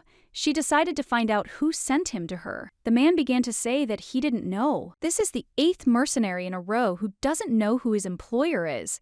It's mind-boggling. Titania is so worried about all this that she has completely lost her inspiration and has not been able to draw anything for a week. She couldn't understand how he dared wake her. Suddenly, someone knocked on her door and asked what the noise was. Titania said it was nothing and asked Lucifer not to worry about it. But he burst into the room anyway. The gentleman remarked that they would probably have to hire soldiers to guard the house. The lady was surprised that he was acting so radically, because she was fine. But Lucifer couldn't say the same about himself. Now he understood that she couldn't sleep because of them, and then she asked if she was wounded. Titania said the cat had protected her, so she was safe. She had no idea what to do, because she still felt really awkward just standing next to him. So she decided to talk about the park. She heard that the first phase of the work was almost complete. Lucifer noted that no more than 2 weeks remain. It's just great. It took less time than she thought. Everything is going smoothly because he has a lot of money. He didn't even have to look for investors. Lucifer was shocked that she was attracted to his wealth. Titania confirmed this. She didn't even know what could be better than money. But she didn't understand at all why he was looking at her like that. He looked at her with such eyes.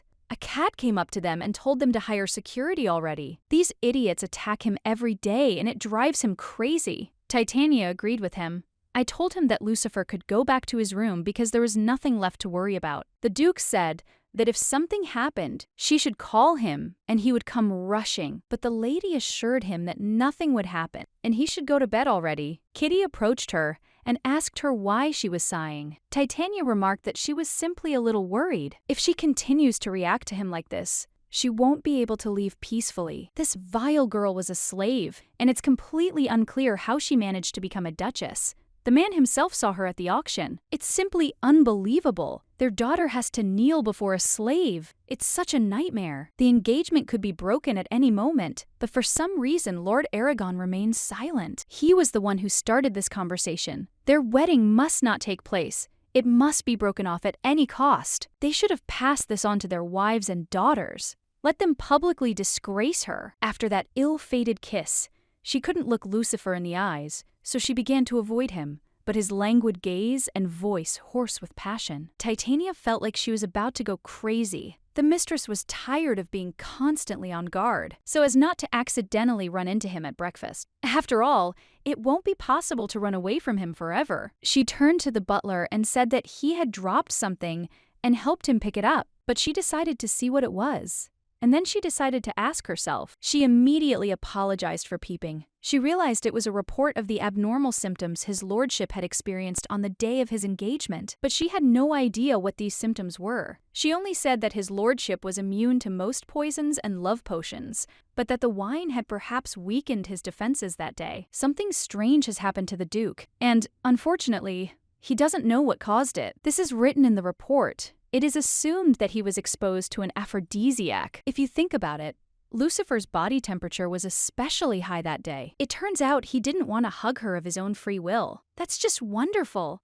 Otherwise, it would have been too awkward. Titania asked the servant who he thought would do such a thing and what their intentions were. Theo said it was unlikely they had slipped him an aphrodisiac. Most likely it was me, with very specific side effects. Of course, the Duke is an unusual person. Well, even he couldn't control himself and kissed her. They conducted a re-examination and found no traces of poisoning, so she need not worry. It turns out she was wrong to avoid him and won't, and now we ourselves feel awkward. It's such a shame. Everything was resolved. Theo thought the lady would notice that he dropped the piece of paper on purpose, but strangely enough, she didn't suspect a thing. Lucifer was glad to hear this. The heat inside him was higher than usual, but the wound has healed and diminished. Titania, everything will surely return to normal, because she is now convinced that the poison was to blame. However, this is not true. Even now, when the aphrodisiac effect has worn off, he still wants to kiss her. He wants to caress her tender body. He wants all of her. Lucifer has lost his mind. A beast has taken up residence within him. She tries to keep her distance from him, and he must respect her privacy. Lucifer was so eager to see her that he resorted to trickery. So let's leave it as is. A reply came from the Ministry of Magical Medicine. This poison was produced using the most modern technology, and only a few can create it. And if you think about who had the motive, then the circle of suspects can be narrowed even further. Lady Peridot truly crossed the line. A few days after accidentally forgiving the report, the servants promised they would do their best. The Gertsov estate underwent radical changes. The butler ordered everyone to take their places. Titania asked Lucifer if he was all right. The reason Lucifer has drastically restricted outsiders from entering the estate is the threat of attack. But he doesn't particularly like communicating with people, and it is because of her that he hired so many servants. Lucifer noted that he was fine, and his condition had returned to normal. Well, if that's true, that's good. In reality, Such a huge mansion and its surrounding grounds must have employed at least 100 workers. There should be guards everywhere, and the duties of the butler, senior maids, and ordinary maids should be performed by different people. It's great that Lucifer understood this, which means that very soon he will return to the ordinary life of a noble gentleman. Titania inquired whether the Rantis Knights would be on permanent guard duty and rotate weekly. They confirmed this. From tomorrow onwards, her safety will be given special attention, and Lady Catherine will accompany her everywhere. This means they'll be here with her all week. The Knights confirmed this. It was perfect. She was just thinking about an engagement gift for Lucifer, but she couldn't concentrate because of all the commotion, and she thinks they might be able to advise her on something. The knight asked about a magical artifact. Titania was very happy, because this was exactly what was needed, and she did not understand at all why she herself did not think of this. Lucifer gave her a magic pen, so the lady inquired where she could purchase it. If a magician makes one, they can be found in the Wizards Guild. There are also wizards in the Ministry of Magic and the Court Department of Magical Research, but the wizards who work there do not accept personal requests. Perhaps they would have made an exception for Lucifer's sake, but time was running short. Titania was shocked that she couldn't buy a ready-made artifact, but the knight said it was possible, with a caveat. This is simply amazing. Madam, I didn't know the magic workshop was right next to her atelier. It was a very prime location, and she now understood why Peridot had been so keen on getting her hands on the building. The man serving asked the knights to leave their swords here. The lady was surprised to learn that swords were prohibited here. Security told her that was true. Any bladed weapons, including swords. If I hand them over at the entrance, the local sorcerers will still figure it out thanks to detection magic, and then the problems won't be taken away. Detection magic. It's a good thing she didn't take Juliet and Kitty with her because she doesn't want them to know she's a magician artist. She hoped she wouldn't get caught, and she was also very worried. If she was looking for the workshop, that's where they were headed. The man was lost that she was such a beauty. It seems she was not caught. This place is very dirty. The mistress started asking if there was an owner here. She couldn't believe that this was a magic workshop. It seems that there is no one. Perhaps he is somewhere in the utility room, so the knight will go and look there. The lady was grateful to him,